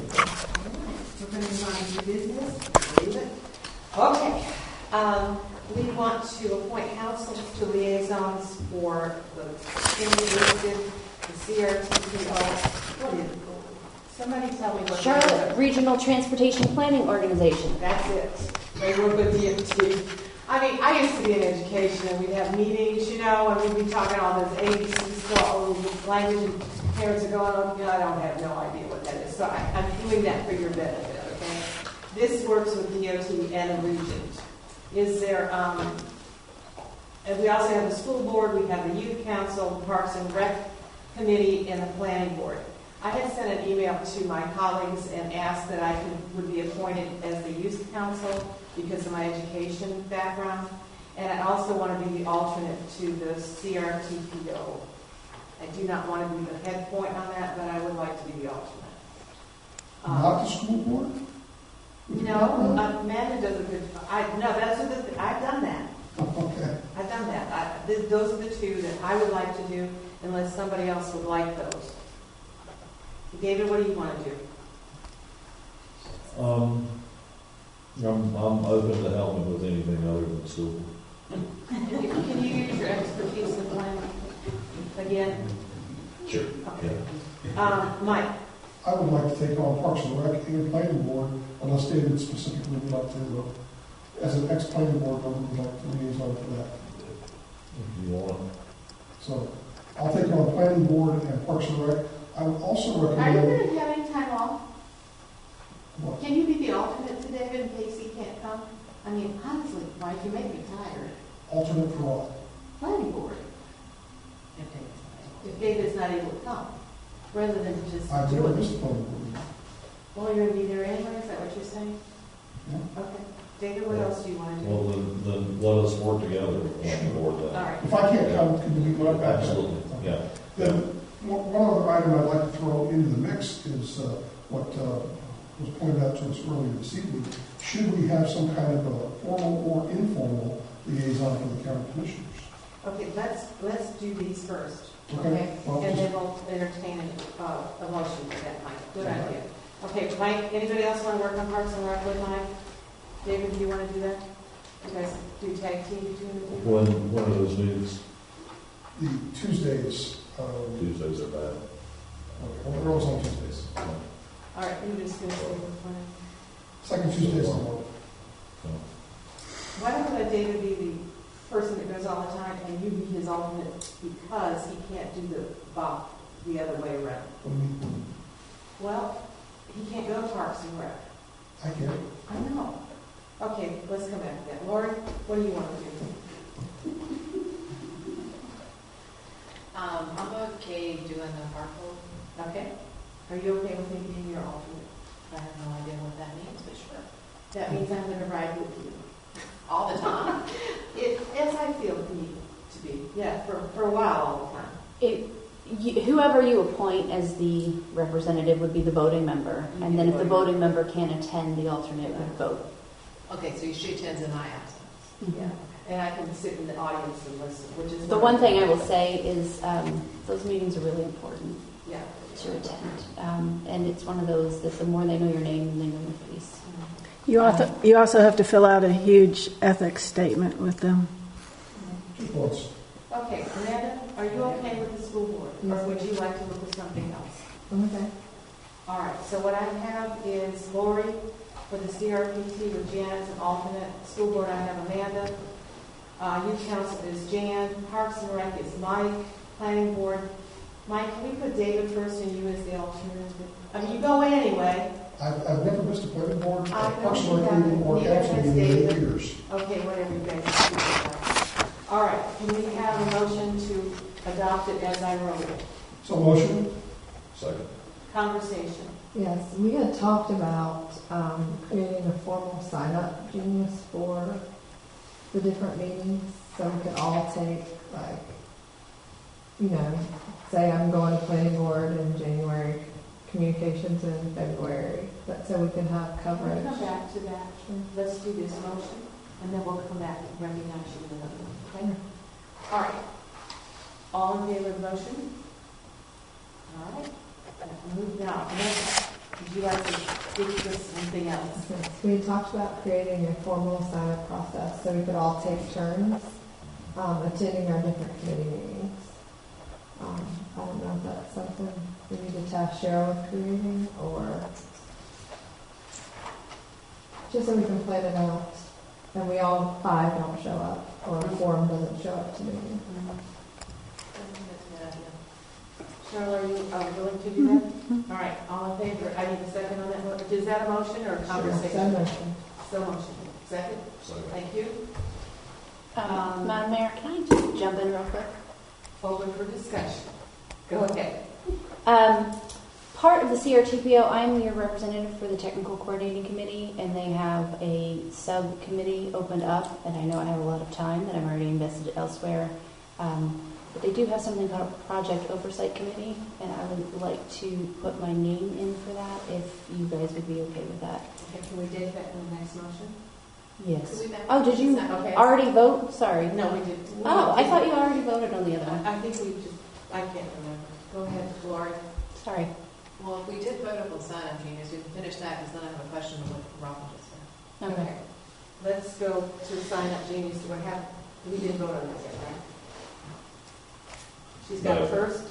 Motion. Motion. Second, David, all in favor? Aye. Okay, now, I'm sorry, I thought you already voted. Laura. Now, you said you're already what, and what does that entail, and you want to be what? I'm on the technical coordinating committee, so one Thursday morning, the first Thursday morning of the month, I am in Charlotte, going to these meetings where we review, the technical coordinating committee reviews all of the motions and things like that before it gets to the CRTPO voting meeting, kind of like planning board and council with the planning board things. And we review the transportation, the different prioritizations and funding mechanisms and things like that. They have a project oversight committee that is a subcommittee that looks more in depth at a lot of these projects.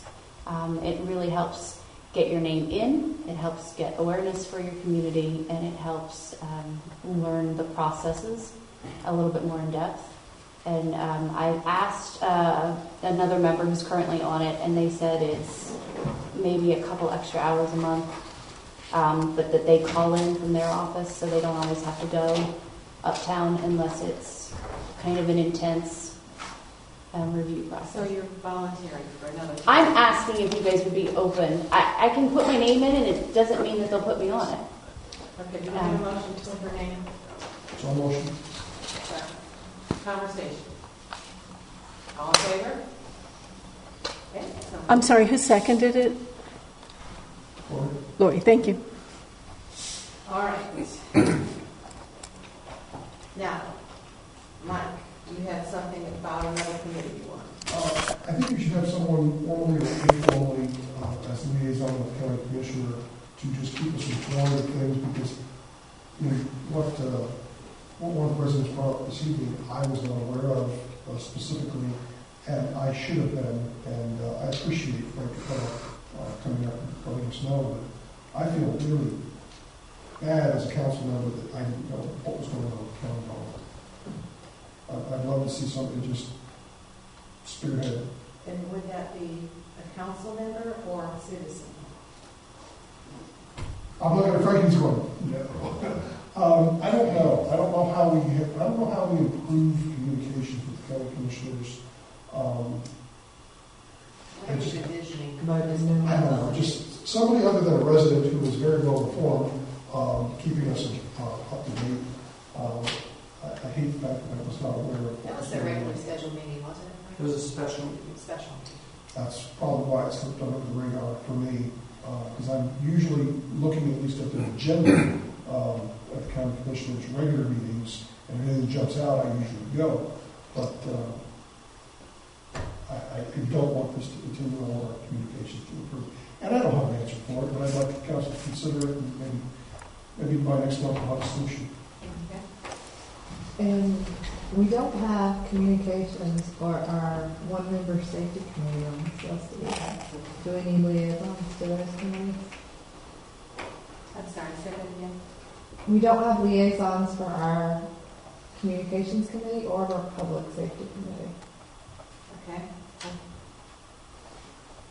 Do we, these are active committees, so we need people involved from the council. Is that right? I'll be happy to take communications. All right. And the safety and what do you call it? It's our safety committee, but we only have one member and we have an application for a second member. All right. We used to have it, but they all quit a couple of Let's years ago. discuss the purpose, what we expect of them. Yeah. Okay. Who wants to manage? You've got 2 jobs. David, do you want to do safety? Safety, yeah. All right. Do we have a motion for that? So much. Second. All in favor? Thank you. I'll entertain a motion to come up with a liaison to create that and so forth at our next meeting. Mike, you want to so motion that? Let me work on it before we make a motion. And do it now, girl. Let's get it done. I don't know how to do it yet. Anybody else have an idea how to make that motion? Not that I want to say publicly. Okay.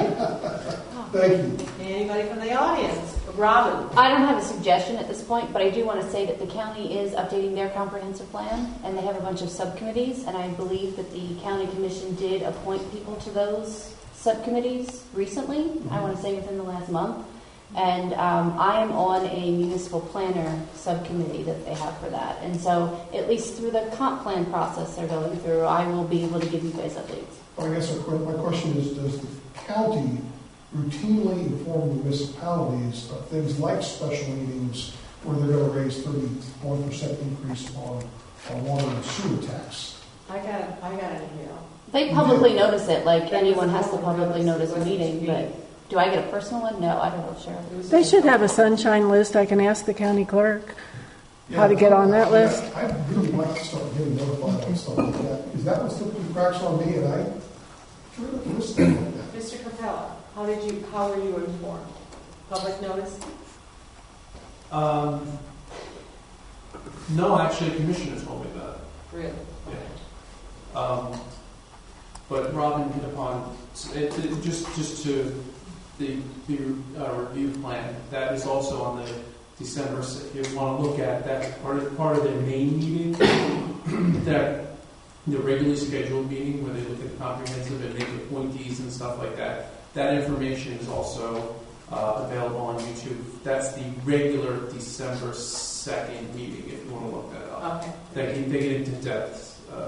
They tell you about how they're going to set it up there. Can I ask if they got any pushback on that? Pushback on? From the residents on the 31% tax increase? Yeah.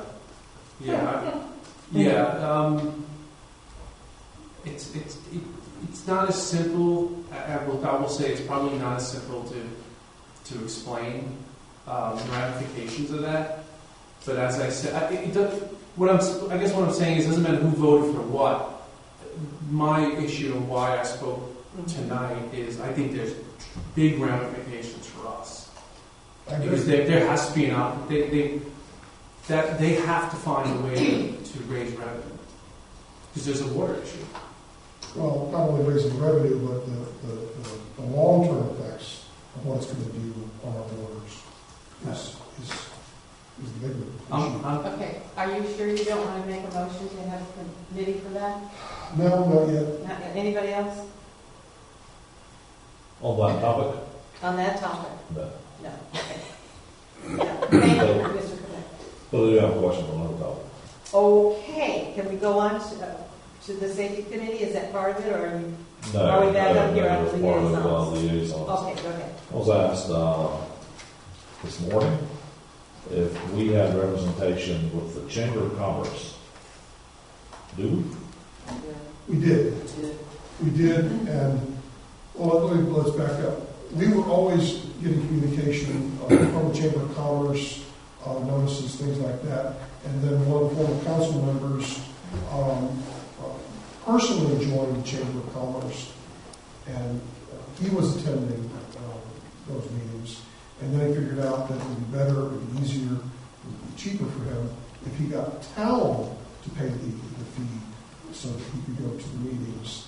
And we paid the fee to join the Chamber of Commerce back in 2017, 2018. We are a member of the chamber and we pay dues each year, which means you all are able to attend. Is anybody going to the chamber? I'm nominating David. I guess the question is, what is the benefit to the village of Wesley Chapel and taxpayers of Wesley Chapel? If we're already paying the dues, we need something there. That's my Well, so I guess the question is, do we want to stay members?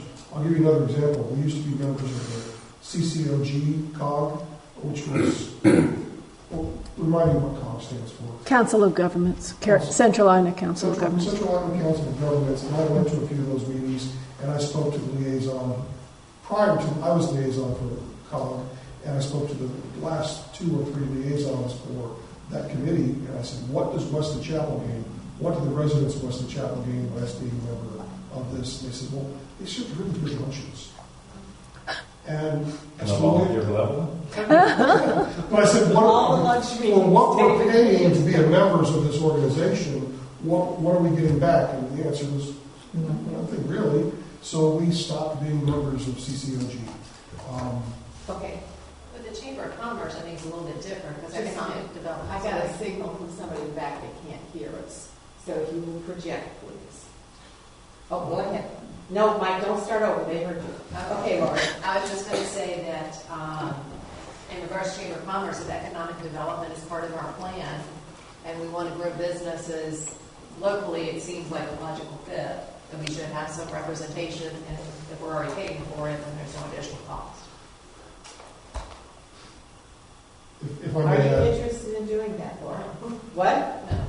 All right, I nominate Mike. David. No, you cannot do it. You're doing that. Why don't you no, no, but my point that I brought up is when we were having problems with roads and roundabouts and things like that, CCOG said, we want to join our organization because we have a lot of pull with the DOT. Well, we know that's not the true. County Commissioner, the Chamber of Commerce said, you want to join our organization because we have a lot of pull with the DOT.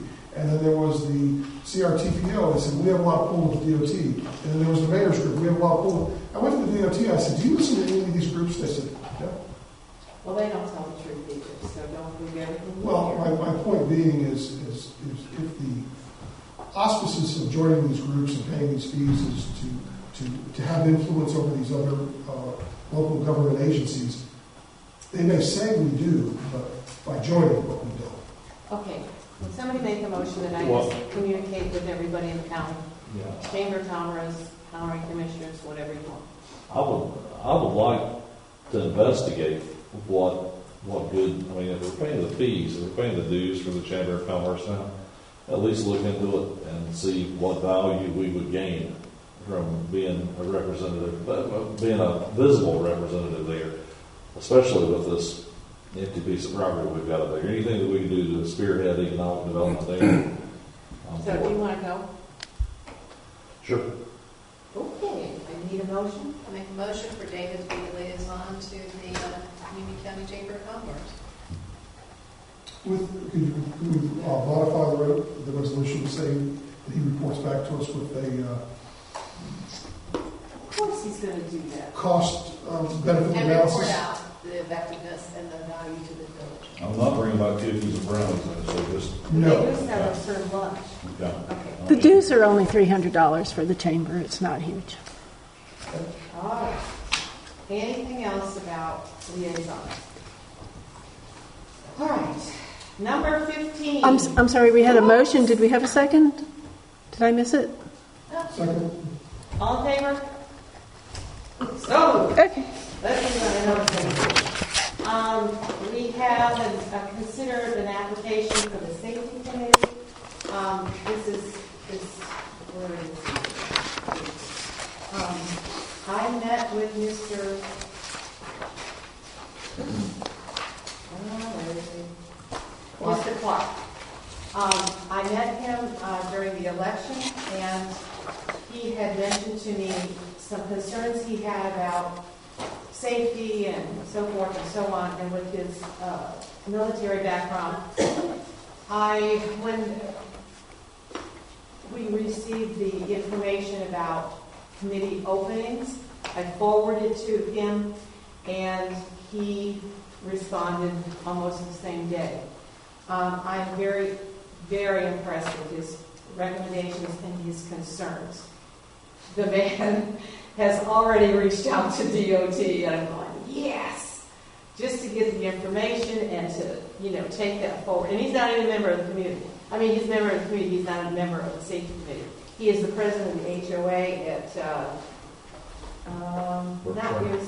Berkshire, yeah. So, I mean, he's going to be doing things, and I just thought it'd be good for him to do it for us. Is that position appointed Cheryl by the mayor or council? The mayor. Is he here? He is not. He is out of town. So what is the purpose of the safety committee? There I is know there used actually, to be one, and I No, don't know there- anything active, and what exactly were we expecting of them, I guess? I believe there is a statement of goals specifically for the committee. I don't know what that, I don't have it in front of me. There's a charter. There's a charter. I feel like it probably is pretty vague.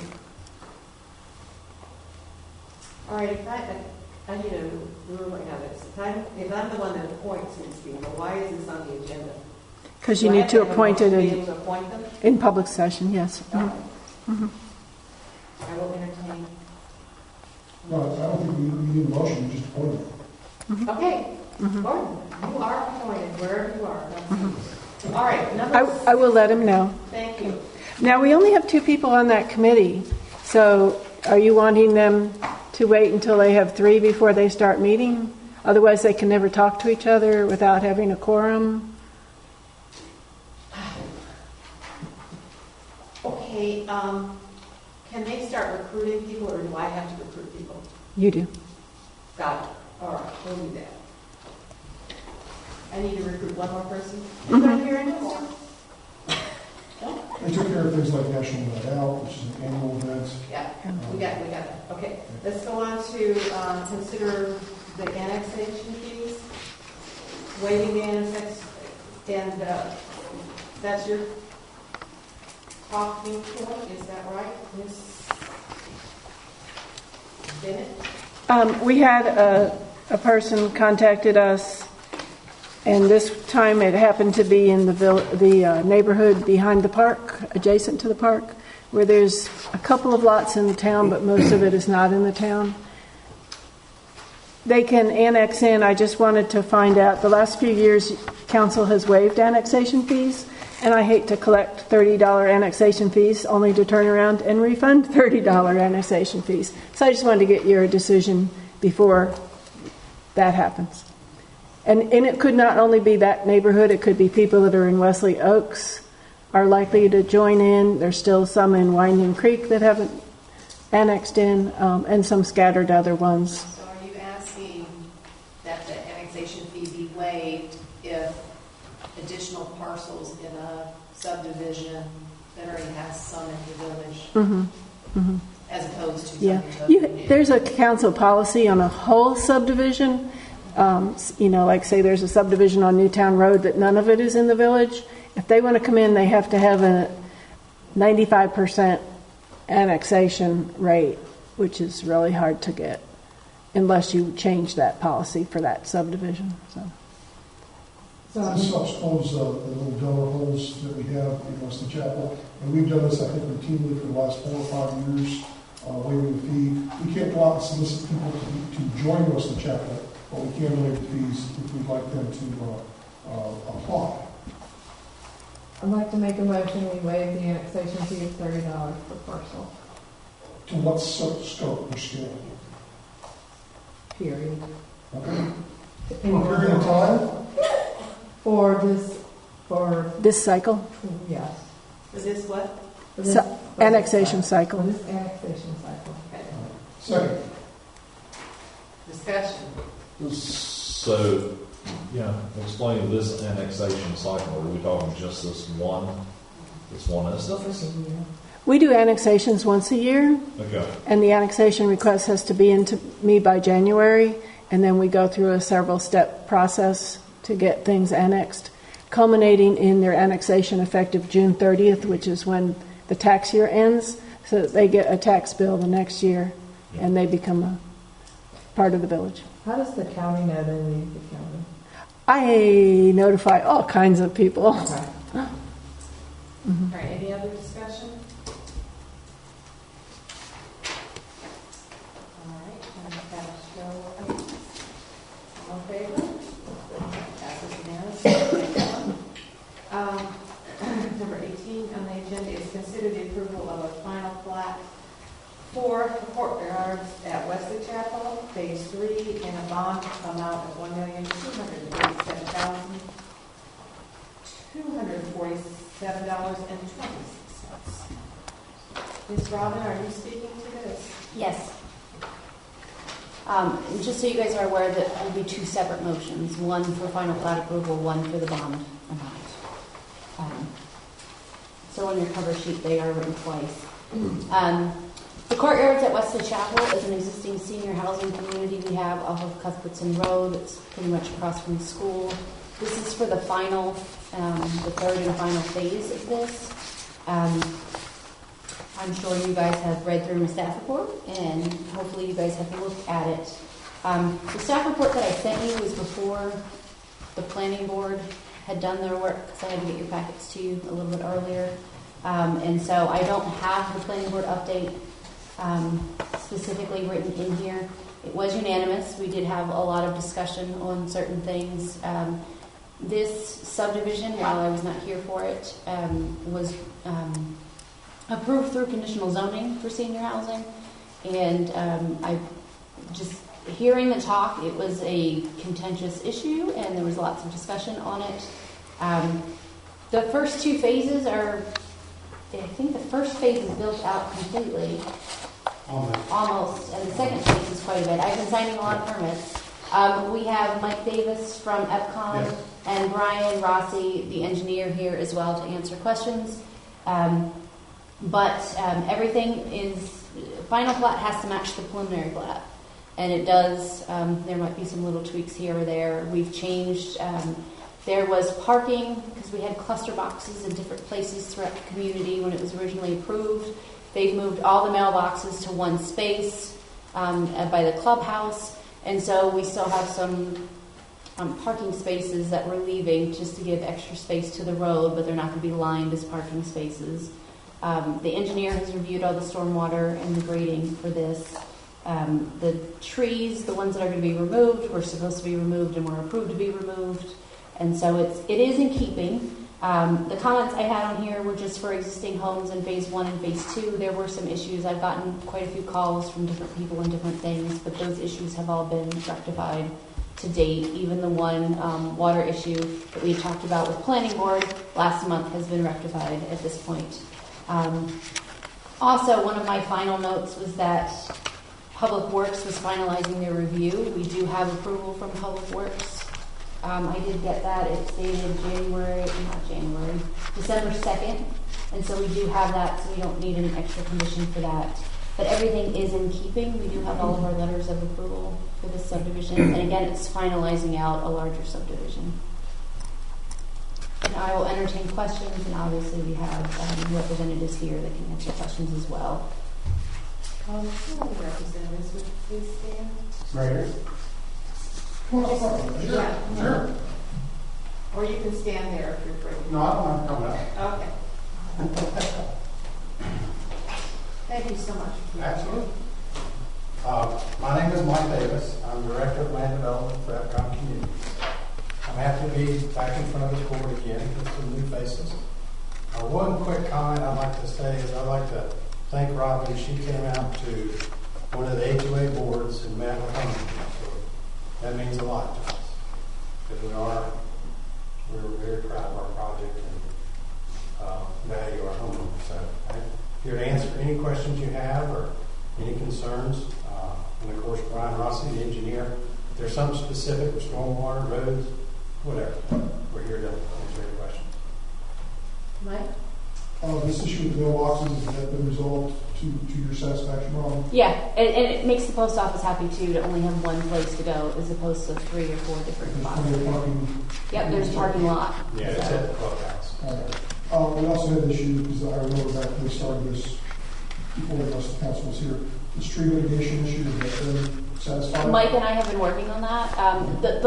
The long and the short of it is EPCON tried to keep some of the trees that they were originally going to remove, and so they have died in the process of different things. So there are some trees that need to come down that are still up, and we've worked on that. And then I've walked the site with one of your project managers, Scott Twitty. I have talked with the HOA liaison about this because some of the homeowners are a little nervous about tree limbs and trees. Pretty much anything that isn't in a lot in EPCON is on tree safe because they had to take out so many heritage trees, which aren't allowed in our subdivision without some kind of modification. And so if it's not on a homeowner's property, it's pretty much tree safe.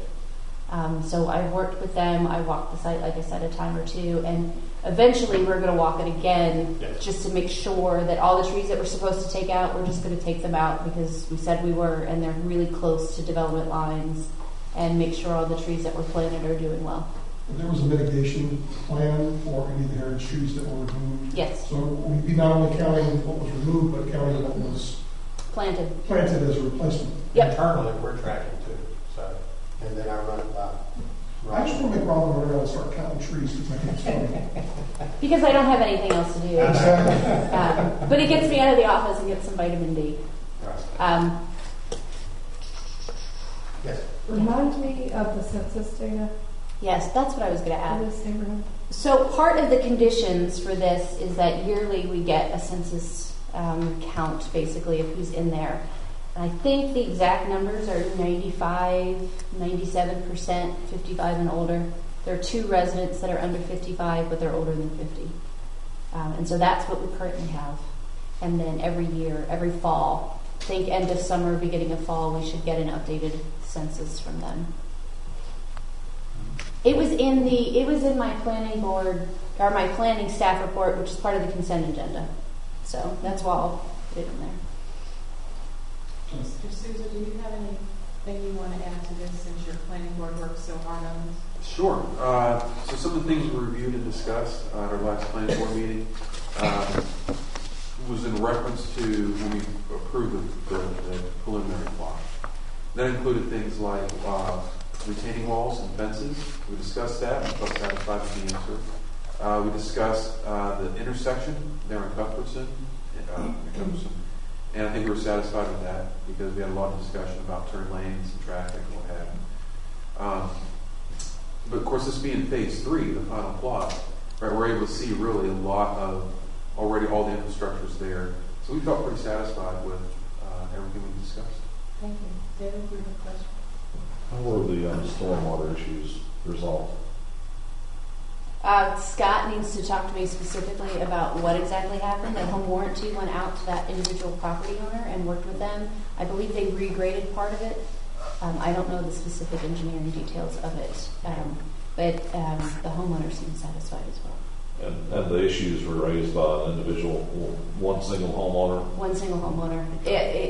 The neighboring properties had retaining walls, and he did not, and he felt the water was going toward his foundation. And so, like I said, they have their own internal processes. So someone can complain to me or bring up an issue, and I have to contact EPCOM. And instead of just the project manager going out there and fixing something, it goes through a home warranty department. And so they worked it out. Track any warranty calls. So it goes into our warranty department. Then they figure out who the contractor is, whoever does the work to make sure it's done correctly. And we meet with the homeowner and lay out the corrective measures. So that was some of what happened on that, if I remember correctly, lot 14 is what I thought it was. But I can't remember. I signed so many permits that I couldn't tell you exactly. I have an email with the person's name on it. Yeah. And one last issue, the rest of the council have not been on council as long, but when I originally sat down with some of your predecessors, yes, we looked at this issue where the design was there would be no windows on 2 sides of each unit. And right. We talked about that a few weeks ago. What, if anything, did you find in your research? Well, as our standard product, there are no windows on the rear. Mm-hmm. Or on the side, there's a transom on the courtyard, or opposite of it. It's kind of hard to explain unless you're looking at it. I'm familiar with it. Yep. We do have an option where the buyer can add a sunroof, and that trigger does add a window on the rear. There were some recent code issues, so we had to add a window in the bedroom because of the distance to the door. So if that buyer selects the sunroom, that's what triggers the rear windows. And a lot of times we will, if they're backing up to existing units, we'll restrict that. But if it's to an open area, they have the option of having those windows. And the reason this was an issue is because we had to alter the required setbacks when we did the higher density senior housing, where originally we tried to apply the standard R40 setbacks, which would make the actual structure postage size, stamp size. So we had to alter the setbacks, and one of the conditions of altering the setbacks was this not having a window toward the back of the unit, not having a window on the side of the unit. And this is a patented layout, I believe. That's correct. That they've done, and it doesn't take a genius to drive by and say, window, window, window, where there's supposed to be no windows. Right. And I just don't know if that bothers anybody. Originally, we had specifically made a condition that this would be no windows on 2 sides. because of the setback requirements. And it was originally, you'd have to see it on the blueprint, but if nobody else has an issue with it, you know. And I think a lot of, we had many meetings going over many different things. I think ultimately in the final conditions, that was not part of the conditions for the project. Was it not? Say that again? Was the windows not a condition for the final approval that you found? I remember a couple people telling me that, and I didn't see it on the actual preliminary plat. It might be in records elsewhere, then I just haven't. Yeah, some of that was even before me, because of Right. the planning of it and everything. This was something before it was even proposed. We sat down and discussed it because they didn't want to propose something that, you know, we weren't going to be able to work out the setbacks. And as a condition of altering the setbacks was not to have that rear window. Yeah, this is definitely. Mike's totally correct on that. We heard from EPCON over and over and over that you never have windows in the back. That way, you'd have the air conditioning unit on the outside of the courtyard that's created. You'd have a fence that goes from corner to corner between the two buildings. That, you know, basically you have the side of your unit up to the wall of the adjacent unit. And you're responsible for everything inside, but everything outside of that courtyard is responsibility of the HOA or the condo association. So it's just one of those things that I thought it was a condition of, and then they're all even built without that condition. So that's where I had the issue. Could you do that though, to maintain egress standards? I believe so, because like I said, it was a condition, and that's the way the original models were built. And then all of a sudden, there was these sunrooms added, there was these other additions. Well, the sunroom was always been an option. Again, I wasn't in those. I was more when we got to the construction plans and the plats and the conditions, you know, that would have been laid on that preliminary plat. So the option's been there. It's just sometimes how are they oriented, you can see them from the road versus some other times at the rear. Were you on planning board at the time that this came through as a condition? I was, but unfortunately, I don't remember that as a condition. I'm sorry. Well, it may have been a condition of council. Can you speak to that? You know, I don't specifically remember the window, but I do remember the back of the building. What was especially important to me, because I said, you know, what if someone has to come by back there doing rescues, or there's got to be some access. And I remember, you know, we put up a wall right behind the structure. There's no window. I just remember that the back was kind of off limits for the most part for the residents. And that's where I said in the sunroom it doesn't, because of egress, it triggers it. If nobody else on the council has a problem with it, I'll waive my objection, but it was a condition back when we started this, before it was a region, before it was even an application. I think we just need to verify. And I can get that to you guys. Well, then with that, I'll say I'll motion to approve phase 3 of the Epcon property with the condition that we've adequately researched the issue of the window toward the back of the units. May I ask a question? If it's not in the conditions, how do we, I don't see, I get caught. You see what I just have to go back and look, because Right. it could have been in two different places. Right, because it's not on the preliminary, you know, the plat, so that's. It may not be on the preliminary plat, but if it was on the conditional zoning approval, then it's Yes. still It part of that. wasn't. Hey, Robin, would you read the motion? Well, before we do that, I've got one additional question. Well, can we second his motion and then discuss? Or do you want to discuss before? Either way. Nobody wants a second motion? All right.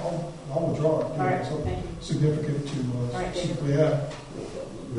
Originally, when this came up, I had a lot of heartburn about the excessive amount of retaining walls that were part of the community. My only question is, have we increased or decreased the amount of retaining walls in phase 3 from the Hasn't preliminary changed. plan? Hasn't changed. Just in phase 3 or overall? Overall, I think actually in phase 3 we were able to remove the small wall that's in between two units, two sets of units. I just have a question about the walking trail. Is there any kind of divider, upper wall between the walking trail and the lots and the adjacent parcels? It meanders through the open space behind the lots. And up through kind of, I'm not sure, it's kind of a valley down. Look at the plot. Yeah, there's lots, it's phase 2, phase 3 is one side of the Sabre Stream, and phase 1 side. So it meanders up through the, and behind the lots. There's no physical barrier. No physical barriers to that. Just the trees that are there. And before we get into the full height of the retaining wall, more than 30 inches, you have a Yeah, so the fences on all the walls. All the walls. Okay? Well, thank you. Any other questions? David, are you okay with me making the motion now? Okay, well, we're only making a motion on approving the final plat, right? Motion to approve final plat as laid out with the provision that Robin investigate the issue with the windows and the former council. I'll second that. All in favor? Oh, discussion, or we already had it? All right. All in favor? Okay. We are scheduled to go into. Oh, you got to do the bond. I'll make a motion to Okay. approve the performance I'm sorry. bond on phase 3 in the amount of $287,247.26. Second. Discussion? Yes. Have all engineering fees been paid? Well, I'm not 100% certain on that because our engineer bills us after the fact. Cheryl can speak to our procedure on how we handle that. She reviewed the bond amount, so I'm sure we're going to get another bill from our engineer for that. We want to make an addition on the motion. They've been good about paying their bills. I don't sign off on permits until all the fees are paid, so there's an extra check and balance in there. They're well aware. Yes. But Bonnie has reviewed this. Any other questions? No? All right.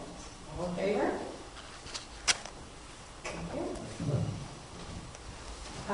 Mike, we had said we would put roundabout items before our council. However, we are, thank you, gentlemen. Sorry we bored you. No. Okay. We're going to go into closed session, and our people here that may want to hear more about the roundabout. Is there any problem with us talking about that now and then going into closed session? So if anybody wants to go home, they can. I'm fine with wherever you want to put it. Is there anybody objecting to that? Okay. Mike, you have the floor. Well, we have the roundabout that we paid approximately $200,000 for, which is our portion to the DOT. I'll use the word that I used back when we originally agreed to pay this. DOT wants to expand their bucket of funds to do road improvements, so they're asking the municipalities to pick up 20% of those road improvements so that they can do more. And this was a big discussion, I think, 4 years ago when we originally approved it, and the word that I used, not a good word, but it's a $200,000 bribe to get the DOT to actually do this road improvement. They've been sitting on our $200,000 for approximately 4 years, and now they're pushing the project back to 2021 or later. And I just want the council to be aware of that. It's not chump change of our taxpayers' dollars that the DOT is sitting on. If I can speak to that as well. Last month, or the month before, timeline's a little fuzzy, when DOT announced that they were cutting 900 projects, or at least putting them on hold, this was on the list, and our mayor at the time, Brad Horvath, who was our CRTPO rep, went to the new engineer in charge and worked really hard to get it reinstated, and that was about a month ago. And so reading the email that it was delayed upsets me as well, because we had just worked on this. And so I was supposed to have a conversation with the DOT engineer who kind of oversees this stuff. And I didn't get a chance to talk to him today, but at some point this week we are having a phone call because I want to know what happened and why it was okay a month ago and now all of a sudden it's back to being delayed, just so I can at least understand the process, if nothing else, and see what we can do. And just so you guys are aware, projects that have some kind of local match get extra points, and so they get moved up the funding list. And because we're not in the Power Bill program, which is a program to fund road improvements, if we have a match, we have to pay it. Whereas if we were in Powell Bill, we wouldn't have to pay it until they use it. Something along those lines. That's probably simpler said than what actually happens. But that's why we paid up front. And the previous council was very upset about this and monitoring it. And so I just wanted you guys to know that I saw it. I tried to make contact. I didn't have a voice much of last week, so it wasn't good for phone conversations. But I will be speaking with them this week. I don't necessarily think we need to take action on this item this evening, but I would like to make sure that the council is aware of the situation and the dollar amounts that we're talking about. Can I clarify the times and the dollars? Sure. We gave them $275,000 in March of 2018, and they did say that they are continuing with design work and right-of-way allocation, so they are spending money. They've surveyed the intersection 3 times in the last 2 years, but they haven't actually done anything. Well, it does take a long time for their projects to get through. Right-of-way acquisition and just paying for people's property tends to take quite a bit of time, especially if anyone is not happy about it. And again, the goal here is just to bring council up to speed with where our money is, who's got it, and what it's for. Any other questions about that issue? All right. We are ready to stand for a motion from Ms. Bailey. And Ms. Lynn, do you have anything you want to add? We need to make a motion to that one. Question, procedural wise, and this goes to George. Makes sense. George? Well, we have to go into closed session, come back out, then go back into closed session again because we have 2 subjects we have to discuss. Okay. Or can we just make a motion for go into closed session to discuss 2 separate issues? We only have one item on the agenda. One closed. Oh, I'm sorry, I thought we had 2 items to discuss in closed session. We have to state the closed session number for personnel issues, right?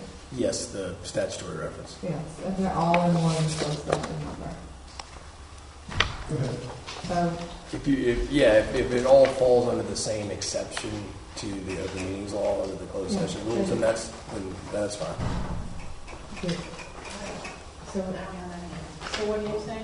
So I make a motion that we go into closed session for personnel issues, including year bonuses, and I don't have the number. 143-318.11, subsection A, subsection 6. Just like that. That one. Are we not going into closed session also refer to George with, I guess not? Yeah. I think that was a separate issue. The lawsuit? Yeah, I thought. Oh, okay. Would you like me to speak to that? If we're going to talk about an open session, sure. No, you're not. Okay. However, we have a packet. My first official lawsuit as a mayor. I'm just so excited. And I talked to George this afternoon. George, would you like to share what our conversation was about not needing a closed session today, but in the future? Yeah, I think you had ultimately decided that based on the information that's contained in the lawsuit and the 2 letters back and forth between my office and the plaintiff's counsel, that the substance of the dispute was kind of fully vetted there, and then we would have a later closed session at another meeting to discuss the next steps, given that we have 60 days to respond. So we're not going to discuss that this evening. I mean, it's up to you all. Have you read this? Nothing that you have opened yet? No. I just got it when I got here, so. It's a bunch of these. I have to listen to that. Would you like to wait a moment? Absolutely. Okay, I'll entertain a motion on that. Is there any issue with us waiting till January? There should not be, but if there were and something was needed in terms of a decision of council, that could be the subject of a special meeting if need be. A special meeting. Okay. Okay. And this is available for your resolution, right? Did we second Amanda's motion? I don't know. Second. Who made the motion? I'm sorry. Thank you. All in favor? Thank you. If you would like to be here when we come back, thank you very much. If not, we understand.